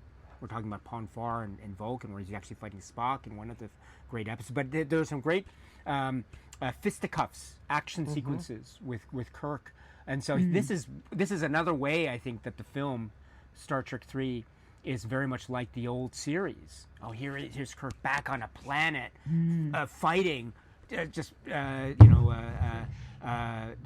punching away at each other, just this with the antagonist, and that was a really exciting thing. As the planet is just destroying itself, as Jamie said, the rock suddenly emerges, and it's like you've got the great, and I love even at the very end how Kruge, the Christopher Lloyd Klingon, is so sharp and so tactical, and because Kirk gives it away too much. Before he says, he says, "Over there, over Kirk," and then Kirk's so like, that's "Oh, a really good Kirk's like, Kirk's like, you should bring the boy." He said, "No." I said, "Why?" He said, "Because you wish it." And so that's why he gives us. So that's what exactly. So that's what Spock has left behind, and then Kirk. We know Kirk has this great ear for languages, and he says, he's like, sorry about your crew, but as we say on Earth, c'est la vie. And so I have what you want. I had the secret of Genesis. You're gonna have to beam down to find out the secret. What is your answer? And then they drop all weapons. Marty! And so then they have the final fight. It's great, So great, and I hate to compare Star Trek to Star Wars because people do it all the time, but this isn't George Lucas going out into a desert in whatever, the Middle East or something to shoot a movie. Everything in this feels like it's on a soundstage, and I feel like that's part of the charm of this. Everything feels like a set. Everything feels constructed. Nothing feels real. And I kind of like that they did that, but I think early on in these movies, I think that's the thing that I didn't like about it, is it felt so fake, or it felt so set dressed or something like that.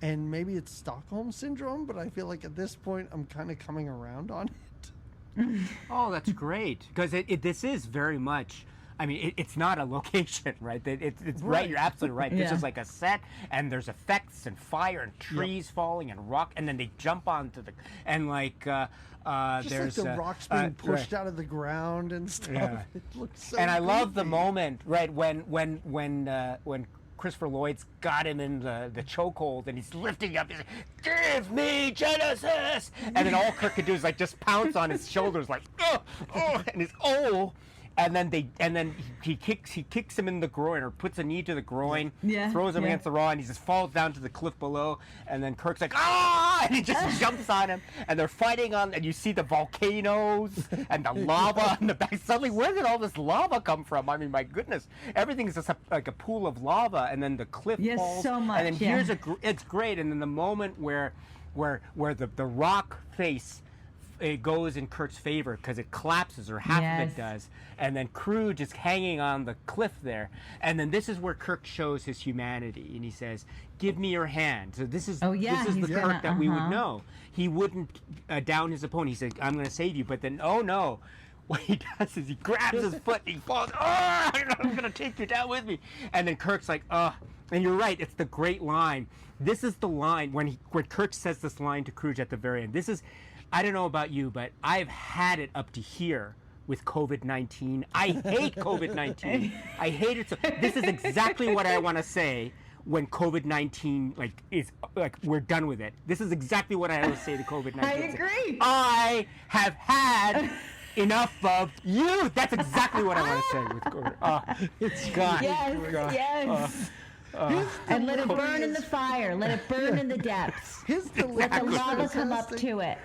The way that the kicks to the face line up with each word that ends the phrase, it's so great, and it's so goofy cinematic, and just not what you expect from this either, because I expected, first of all, I didn't expect him to offer his hand to him. He killed his kid. I expected Kirk to be a big jerk here, but he's not, of course. And it was just such a climactic scene where you anticipate at some point that something's going to be a big letdown in this movie. It's like, that was not a letdown. He just killed him. Now he's going to take over his whole ship. And he does just like take over the whole ship. And I love how at one point the Sulu's like, I think I got this ship under my control. What do I do now? And Kirk looks at him. He's like, you drive, you idiot. Like, what are we doing here? Go. Yeah. And they do. They go back to Vulcan. Yeah. And I'm sorry, Daisuke, I don't know. Do you have like do you have to like leave in 10 minutes? No.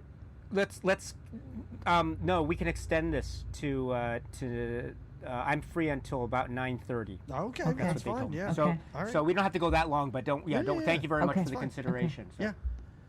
Good, I wasn't minding the time. But they Good go. job. Let's get into this because they go to Vulcan because they have. We did see that Spock aged to the perfect age that he is. Yeah, now, he's ripened to real Spock. He's ripened for us to real life Spock. Worked out perfectly for everyone involved. So we don't have awkward teenage Spock. We don't have adorable little quiet boy Spock. No. Right? We've got full-grown Spock. Yep. So they have to take he and McCoy back to Vulcan, and they do. And there's a crazy, I'm going to call it a robe and hat ceremony, which is fantastic. And this woman, I like how this woman basically says to Spock's father, like, so what do you want to do? And he goes, maybe we could bring him back to life or something. And she's like, what? That's crazy. And I'm like, she's like, we haven't done that for years and it barely worked then. What do you mean? Like, basically that's what she tells him. Like, you want to do that refusion thing? Yeah. Well, we don't know for sure that it's going to work. And I was like, what are the other options? We asked him what he wants to do. How many different things could possibly happen here at this ceremony? Well, I guess it could just be like a traditional burial. Vulcan burial. Yeah. But well, yeah, this is again one of the great things about this, because this is a furtherance of the Star Trek mythology of Vulcan and what it is and the planet, because we haven't seen the planet. Well, I guess we did. We saw a little bit of the planet at the start of the first film, the motion picture, with the whole thing about the Kolinar and the great hairstyle of Spock in that film. We get a little bit of Kolinar Spock at the end of this film, but you're right. And then the actor, the person who plays this high Vulcan priestess is right. This is very famous Judith Anderson. Yeah, like she came to retirement or something, or didn't want to do this, Yeah. and she's like, all right, fine, whatever. Yeah. I can't do it, but it's wonderful, and it's She's great. Very I'm regal, just, exactly. And I'm thinking just wow, this is like this would be a great. We talk about double features, Wrath of Khan and Search for Spock. I'm thinking, forget that. Watch Hitchcock's Rebecca, and then watch Search for Spock. And that's a great double feature. It's just wow. My goodness, like. But that you're right. This is one of the great ways to end a film. I mean, you have this series which has these explosions and fights and exploding planets and Klingons and destruction, and now we have this very almost like this very quiet and mysterious ceremony. Yeah, like a We're not witchcraft. quite sure how it works. Yeah. Exactly, or something, or some kind of. It's described as Vulcan mysticism early in the film. Yes. And it's not quite sure. And even you're right. Even the Vulcans, like, I don't even know if this is going to work. Yeah, we don't know. Well, I love it too because in order for it to happen, Bones has to be a part of it, and so they finally are like. So, Bones, do you agree? And Bones says, of course I agree. And then he's like, but it's a hell of a time to ask me. Like, you're kind of putting me on the spot. Like, okay, everybody wants to do it. Spock's dad wants to do it. This high priestess woman is like, okay, if this is what you want to do, I'll do it. And they're like, Bones, do you want to? And he's like, well, I mean, I guess. I have no choice. He's already on the plane with the parachute, and everyone else has jumped, and they're like, "Are you gonna do this? You ready? You're gonna do it? Yeah. It's your choice, though. It's totally up to you. It's up to you. We'll land this plane right now. I mean, it's a pain in the ass, but we'll do it." And this is Hell of a time to also ask, like yeah. an all-night process too, which I think is absolutely great because the entire night goes by. We see the sun is rising. Everyone seems exhausted. They've been there all night. I assume the people doing this ceremony have been taking coffee breaks. All of the Vulcans are very into it, right? Their eyes are all closed, and I love it because everybody that's a part of the crew, they're all just looking around at the sky like, wow, this is crazy. Look at what we're a part of here. This is wild stuff. Like if there was just lava, it would look just like Genesis here. And I remember the moment. You're right. It takes a long time, and all the Vulcans are their eyes closed and they're in like a concentrating, meditative and everyone state, else is like, "What's going on?" And there's a moment I remember this so clearly, which is, there's a slow fade in, and you've got a shot. It's a sort of a pan, I think, and you've got a shot of Scotty looking to his side, looking, and who's he looking? He's looking at Saavik. Yeah. And it goes to Saavik on her face, and her eyes are closed, and she's concentrating. And I remember as just a little boy watching this. I don't remember exactly the theater experience, but I have these memories, and every time I see this scene, I think, oh, this is the moment as a little boy when I fell in love with Robin Curtis. That was like one of my on-screen crushes, and it happened right at this moment. I thought she was just so beautiful in that moment. She's concentrating. Yeah. And it's just she and all the rest of the Vulcans are just concentrating, trying to do this. And as the Vulcan priestess says, we don't know. This is only in legend. We don't even know if this is going to work. But let us try. And there is a danger, as you say, to Dr. McCoy. He could, die, I think. And he says, I choose the danger. And so it's this long ceremony. And it's long, and it's got the great slow movements and the fades and the lovely build-up of the music. And then it opens up to a new day, a new dawn. We're not quite sure what happens, but it's really a majestic way to end. It's a very quiet, almost. It's almost an odd choice because you have, as I say, a film that could have ended with this huge explosive set piece, but it ends with this quieter moment, arguably. But of course, at the same time, it's not quiet. It's a huge, huge deal because this is the moment we've been waiting for, which is the return of Spock. Right? Yeah. Well, I had a similar feeling about Kirstie Alley on Cheers, where I fell in love with Kirstie Alley on Cheers. So I was more excited to see her, although she has I'm going to say, disturbing Twitter presence as of late. So maybe my love for Kirstie Alley has not remained. So, but are you going to talk about I guess, I don't know. Yeah. Look who's talking. Oh, yeah. I think Look Who's Talking is 89, right? Yeah, okay. I think it is. I think. Yeah. Okay. Blind Date? I think she's in Blind Date. Look Who's Talking, I think is 88. I'm just naming Kirstie Alley movies I might be aware of at this point. Okay.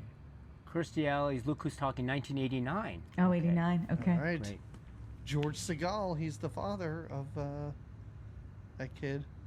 I'm just throwing it out there. Just a little bit of a listen. We had that on VHS. I watched it an awful lot. Okay. So and also. Oh yeah, go ahead. I'm sorry. And also Leonard Nimoy films.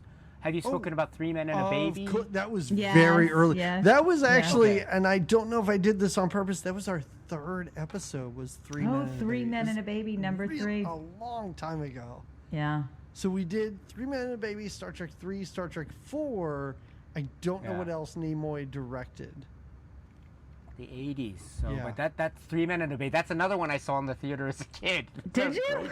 Yeah. That's a great... I remember that there was what is it? Oh, he did a doodle, right? Yeah. If you want to listen to Jamie and I basically talk about about their apartment for an hour and a half, I think that's all. Because it was a pretty fun apartment for 3 bachelors. They had a great little pad there. Yeah. Great. Gosh, that is such a great. Oh, you're absolutely right. And Tom Selleck's mustache. I talk extensively about his mustache. Yeah, it's pretty I know great. you're a big Tom Selleck. That is such a great movie. Anyway, I'm sorry. Yes, I love it. We got off the Enterprise to hang out with 3 Men and a Baby, but you know what? We get off on too many tangents. We can get off on as many tangents as we want at the end of this. Basically, Spock is reborn. Yep. His consciousness is put back into his body. And he's a little like a newborn, like a giraffe, a little unsteady on his legs. He's like, I think I remember you guys, and he looks at everyone like. It's weird how he turns around as a guy who's wearing the white thing. He's in that terry cloth robe. Yeah, it's me. I was here the whole time. It's a really weird reveal, and as we said earlier, he sort of walks around and looks at each and every crew member. Mm-hmm. What I have to say, and this is a criticism of I'm going to say the writing of this film, he doesn't really say anything to McCoy. Like, I expected something to be said here to McCoy. McCoy was housing him, and these two razz each other and go back and forth for a long time now, and there's nothing. Like, there's absolutely no interaction between the two of them because he goes up to Kirk because the movie has to end. But I was so surprised that there was nothing there. That's a really good point. Although there is this moment early on when they're on the Klingon ship after they've left Genesis, but they're on their way to Vulcan, and it's McCoy sitting alone in the room with Spock, and Spock's not laying there. Yeah. And there's that lovely moment where it's Spock is not saying anything. You see his eyes kind of open a little bit. But then McCoy said, I think I missed you. Oh, yeah. And so there is that moment exchange there where it's the two of them. I guess I just wanted some reciprocation because if it was just that's a good point. Yeah. Thank you, my friend. Like, that's all you need to do at that point. Spock saying to him. Yes, that's it. Paid it off. Fantastic. But it really is... It's such an emotional and wonderful point at the end of this movie when the two of them sort of... It's a weird thing that Spock has to say, like, my dad said you're my friend, so, is that cool? Like, I think that's a bit strange, but the interaction between the two of them really is such a payoff for the entire movie. And Jamie, it's been not too long. Remember Night Shift? Remember the movie about... a prostitution ring and a bunch of corpses. Yeah. Remember the amount of times they played That's What Friends Are For? I know it would be entirely inappropriate for the end of Star Trek to play that song. But in a strange way, I was like, why wouldn't you do this? Keep smiling, knowing, because he can. Spock now knows he can always count on Jim, because Spock looks at, he says, Jim, your name is Jim. Yeah. And it's this beautiful, Spock's back. He knows. And if we could just get a little instrumental. Keep smiling. Keep shining. Beautiful. An instrumental where I'm like, I don't know. Is this? It is. It's That's What Friends Are For. There's a lot of saxophone, but maybe, okay. But I thought that was the only thing that maybe could have made the ending of this a little bit better. But a little Friends Are For reaction, it really is. And just now... We've seen 4, and 4 really, it's been so long since we've seen it, but 4 really feels like we're getting the band back together, Spock. Ready to do this? We're going to go save some whales. And I remember you and I watching that movie originally not having any idea what was going on and just being like, I don't know, whatever, they're saving whales. Right. It's really nice to now have these 2 movies leading up to that. To piece it up, right, to piece it out to there, Yeah, and the question that I have is, so you've seen also The Wrath of Khan. Right. How did you feel at the end of The Wrath of Khan about what happens to Spock at the end of that film? Jamie, I'll let you go first because your sad. answer will be more emotional and not silly like mine will be. I was sad. I enjoyed The Wrath of Khan. When we watched it, I enjoyed it for goofier reasons, and it was a lot more action packed. But I have to say, and I guess I'm spilling this into my feelings on this movie, I was sad at the end of Wrath of Khan, but I enjoyed watching it and I enjoyed talking about it. I really liked this movie. I really liked finding Spock. I really liked you were saying at the beginning, Doug, that you didn't like this subdued portrayal of Captain Kirk. I loved Captain Kirk in this. I loved seeing, like I said, his grief process and what he did, and I'm taken to putting these little stick-it notes on my mirror, like little self, like have a great day and you're gonna be great and da da da. And that little line about we wrote it down. We said it. I'll kill you later. You put that on your mirror? Yes. Yes. Oh my goodness. No, Barrett about sees turning, that and he's like, well, this doesn't seem good at all. turning death into a fighting chance to live. I mean, yes, you turn, you make, you take lemons and make lemonade, and you take. It's. I really enjoyed this movie, but like I said, I enjoyed The Wrath of Khan, but for different reasons. And it was goofier to me, The Wrath of Khan, even though I know as a Star Trek fan it was intense, but. For me as a viewer of it, I was like, this movie's It's crazy. pretty goofy. But this movie was deep and loving and sweet, and I liked it. Yeah. I think, and I'll give my sort of final thoughts here too. I think I enjoyed this one more than either of the other two that we watched. Yeah. Because, and I don't think it has anything to do with the fact that those movies weren't good, but with those, I don't think I knew what I was watching. Like I said, I watched the original series, and I really liked the original series, and I felt like I kind of wanted something tongue-in-cheek and kind of silly, and since the movies weren't that, I wasn't into them. But, so I'm not saying this is better than 2 or better than 4. I just feel like I'm finally understanding what these movies are, and so they're connecting more. Like, I feel like if I watch 2 again, I'd like it more than I did originally. If I watch 4 again, I'd like it more than I did originally. And it's just taken 6 hours for me to get to that point, I'm going to say. Well, my husband recommended, which I think you said, Diasuke, about watching the 2 together, 2 and 3, watching them kind of back to back and watching them seamlessly flow into each other. Maybe that's a little self-care Saturday for you, DP. Because the question, or like the fundamental issue that I think is at the heart of Part 3 or Star Trek 3: The Search for Spock. I love the film. I absolutely love this film. Yeah. And I love the details. I love the Klingon language. I mean, we mentioned a little bit earlier. I have to say it, the way that Christopher Lloyd speaks Klingon, it's wonderful. There's the when he says, Maltz Choi Chu, and then I love how Kirk mimics it later to pretend like he's the cat. He's Maltz Choi Chu. So every time now, I always think I just walk around, and even now, I don't do it every day, but it's now and again I'll be walking around. I'll be saying, Maltz Choi Chu, and my wife is looking at me like, what are you talking about? That's okay. Well, I'll explain later. I haven't explained it to her yet, but I'll have to show her. You're yelling at your kid at swim practice, and she's like, Dad, stop it. Oh, it's great. And you get all this Klingon like Kopla, which, success, and I can't do it. Maybe I'll and then they get out of their the cloaking device. But that's so I love this film. I love this film so much. But in that way, I still acknowledge the fundamental issue with this film, which is the way in which it brings back Spock. Now, as you say, the bringing back Spock, that's the whole hook of this film. It needs to bring back Spock. Spock is too big of a character to do this. However, exactly, it does arguably. Now, I'm not sure if it does, but the argument is that it does in a way.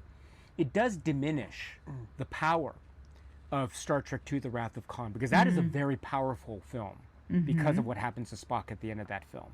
Now, watching it now, when you know that Part 3 or Star Trek 3: The Search for Spock is there is a sense of comfort, because it's gonna be okay later in another film. Yeah. So in that way, it's good because it continues on the series and it continues on the story of Star Trek, which is great.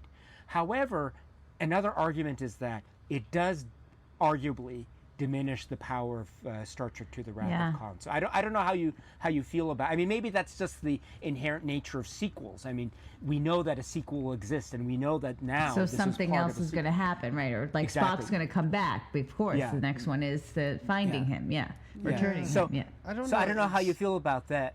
It's tough because I feel like now retroactively I found it kind of refreshing, because now I feel like in TV shows, if you think about something like Game of Thrones, the whole deal with that is we're going to kill off characters that you love. So isn't that the thing you want to keep coming back for? And there's something really nice about being like, yeah, he's dead, but you know what? He's not really dead. He's like one of the most popular characters in the show. You can't kill him. And we're going to have an entire movie bringing back, resurrecting a character that everybody loves. Like, I feel like there's something so, I don't want to say innocent or refreshing about that, but it is kind of nice. Like, there's something to just get behind and be like, yeah, this is great. Like, this is so uplifting. And sure, I mean, even at the time, I'm sure people watched 2 and were really upset by it, but I would imagine most people were like, well, they're going to make another one, and everybody loves Spock. Like, you can't get rid of it. You could kill off Chekhov, and I'm not saying nobody would care, but almost nobody would care. So, but you couldn't do that with Spock. It's that's a really good point about the fact that this is. I mean, I guess now that every time I hear that discussion point, I agree with it, but at the same time, I also acknowledge that still Star Trek II: The Wrath of Khan, that is a very powerful way to end. That is still so powerful. Oh, yeah. And I would think, yes, I know in the back of my mind Spock's going to come back. So maybe it's less powerful in that way, but it's still quite powerful. So instead of it being 100% powerful, it's still maybe, say, 70% powerful. And still, you're right, that anticipation of the 30% of him coming back, that makes this film, The Search for Spock, so much fun, and you see the gang back together. Yeah. Really tough for the two of us to watch that for the first time now. When did we watch it? 2020, and for us to realize, well, they made another 6, 7, 8 movies. Like, he's in it. Like, we knew at the end he wasn't totally dead. So it's really tough to imagine what it would be like at the time. But so that's my thought. Jamie, at the end of this podcast, in case people don't know, we give recommendations. Oh, yeah. That may or may not have to do with this movie. If there's anything tangentially related, great. You got a space movie, do it. But if it's something you recently saw that you want to recommend, go right ahead. Jamie, I'm going to start with you. Oh, all right. All right. Start with me. Well, I was trying to think what kind of movie I had seen recently that made me think about this movie. So instead of just, which I often do, we'll just recommend a random thing. I was trying to think of my favorite Genesis or Phil Collins song, but I couldn't think of one that related to this movie, so I didn't go with that. But the movie, the very sweet Pixar movie. You just want people to go out and just be like, practice the drums and also try and sing. Some air drums. Just do your best, right?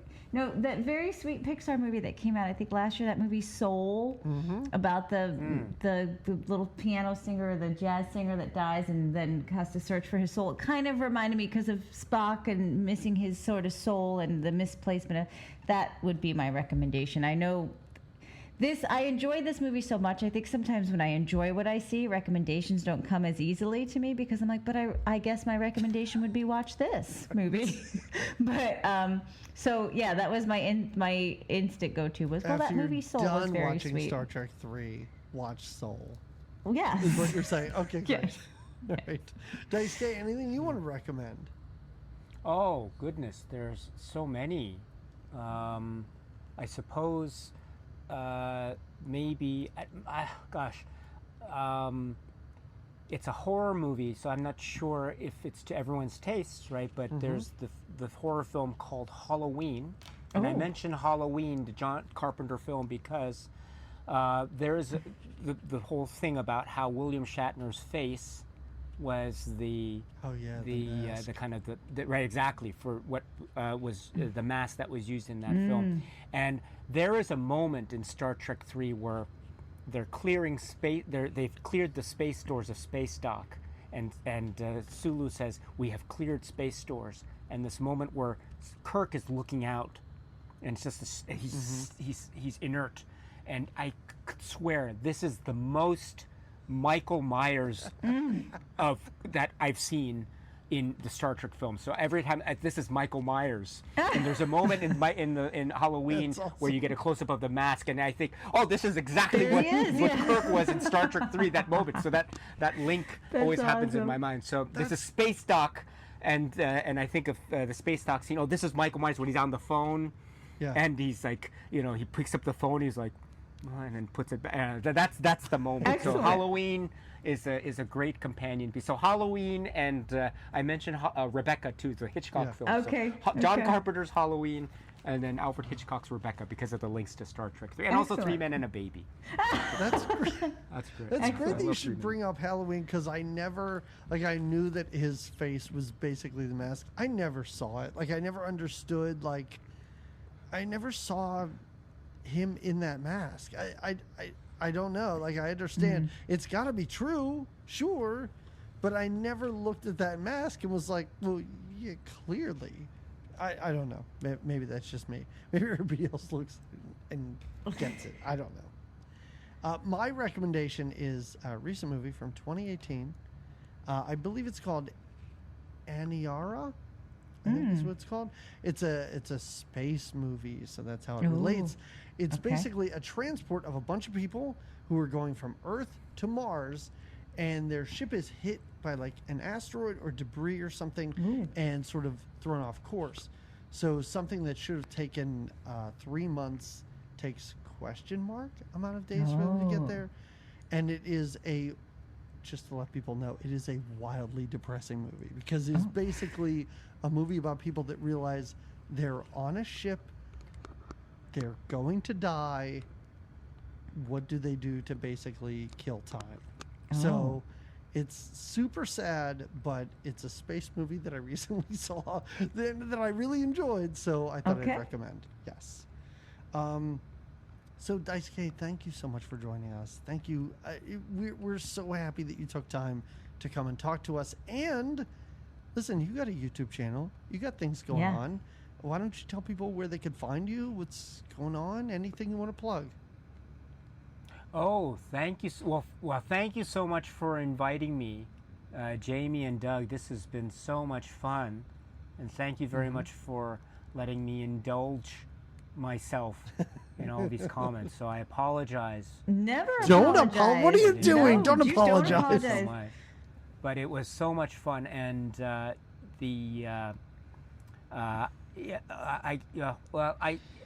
have a YouTube channel. It's called Daisuke Beppu. It's an original name, but I do want to say that let me just take the opportunity here to say that it was this kind of discussion with the two of you, and just being a part of the greatness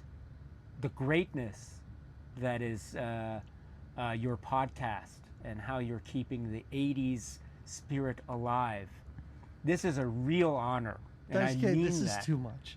This is no, too because much. What are you doing? Because the 80s is such an important part of my life. Obviously, because I'm a kid of the 80s, but it was this, talking about a film like this from the 80s. It's not just an 80s film. It is an 80s film, but it's not just an 80s film for me. It is a film that means so much. Yeah. Because it started, arguably in a lot of ways, it started my film journey. And so, this period of what you're talking about, the 80s films. I mean, they're all over the place. And they're fun, and they're some of them are fun, some of them are kind of crap, and it's but that's the greatness of this period, and it's a period where I don't know, it's not. I don't know if it can be repeated ever again in history. It might come close, but it can never be repeated. So that's why I love what it is you're doing, and you are you provide me and a lot of people with great inspiration, and how if people have to find out how it's done, we can look at your podcast work. and see this is how it's done. This is how to talk about the 80s.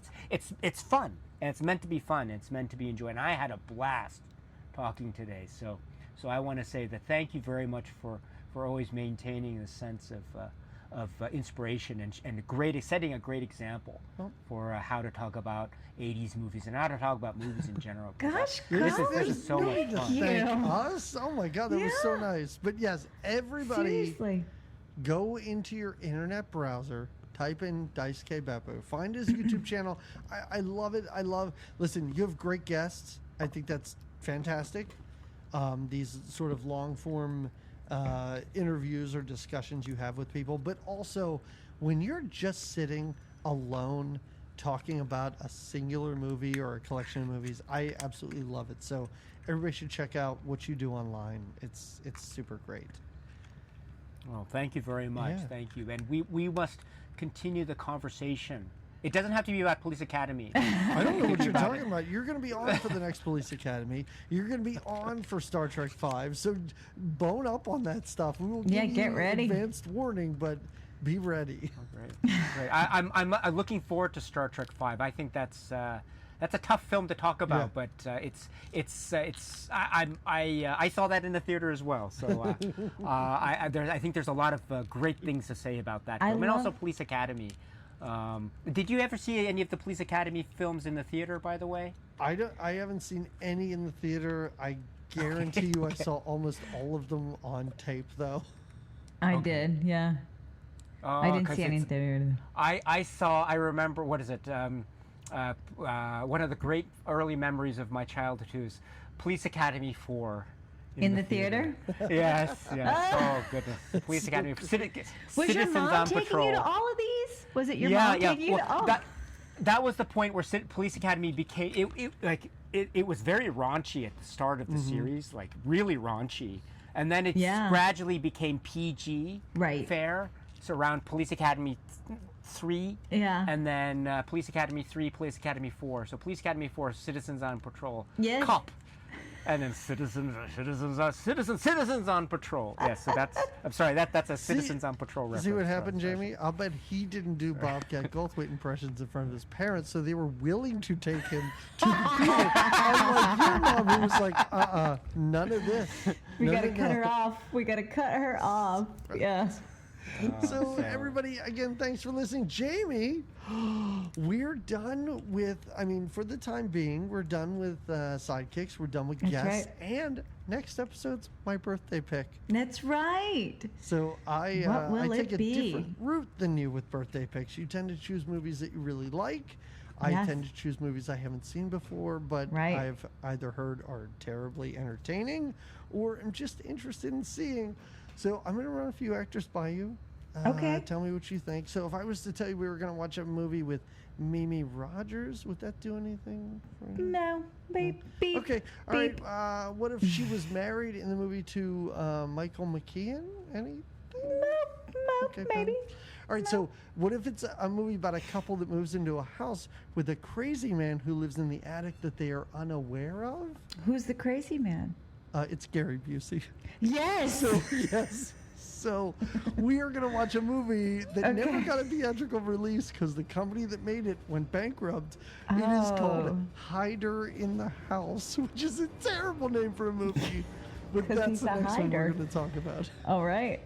He's a hider of the house. Yes, he's hiding in the attic, in the walls, and all sorts of stuff. It sounds great. So that's the movie we're going to talk about next time. Everybody, thank you so much for listening.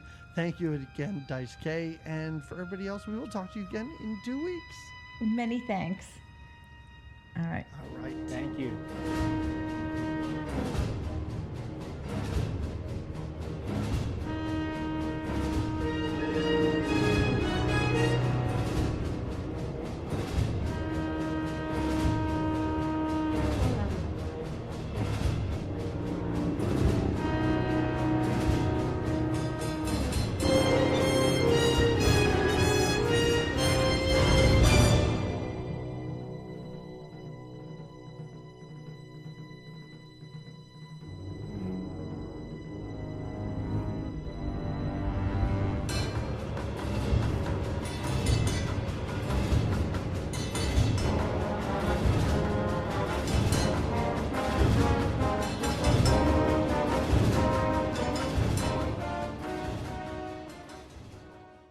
Fine, I'll kill you later.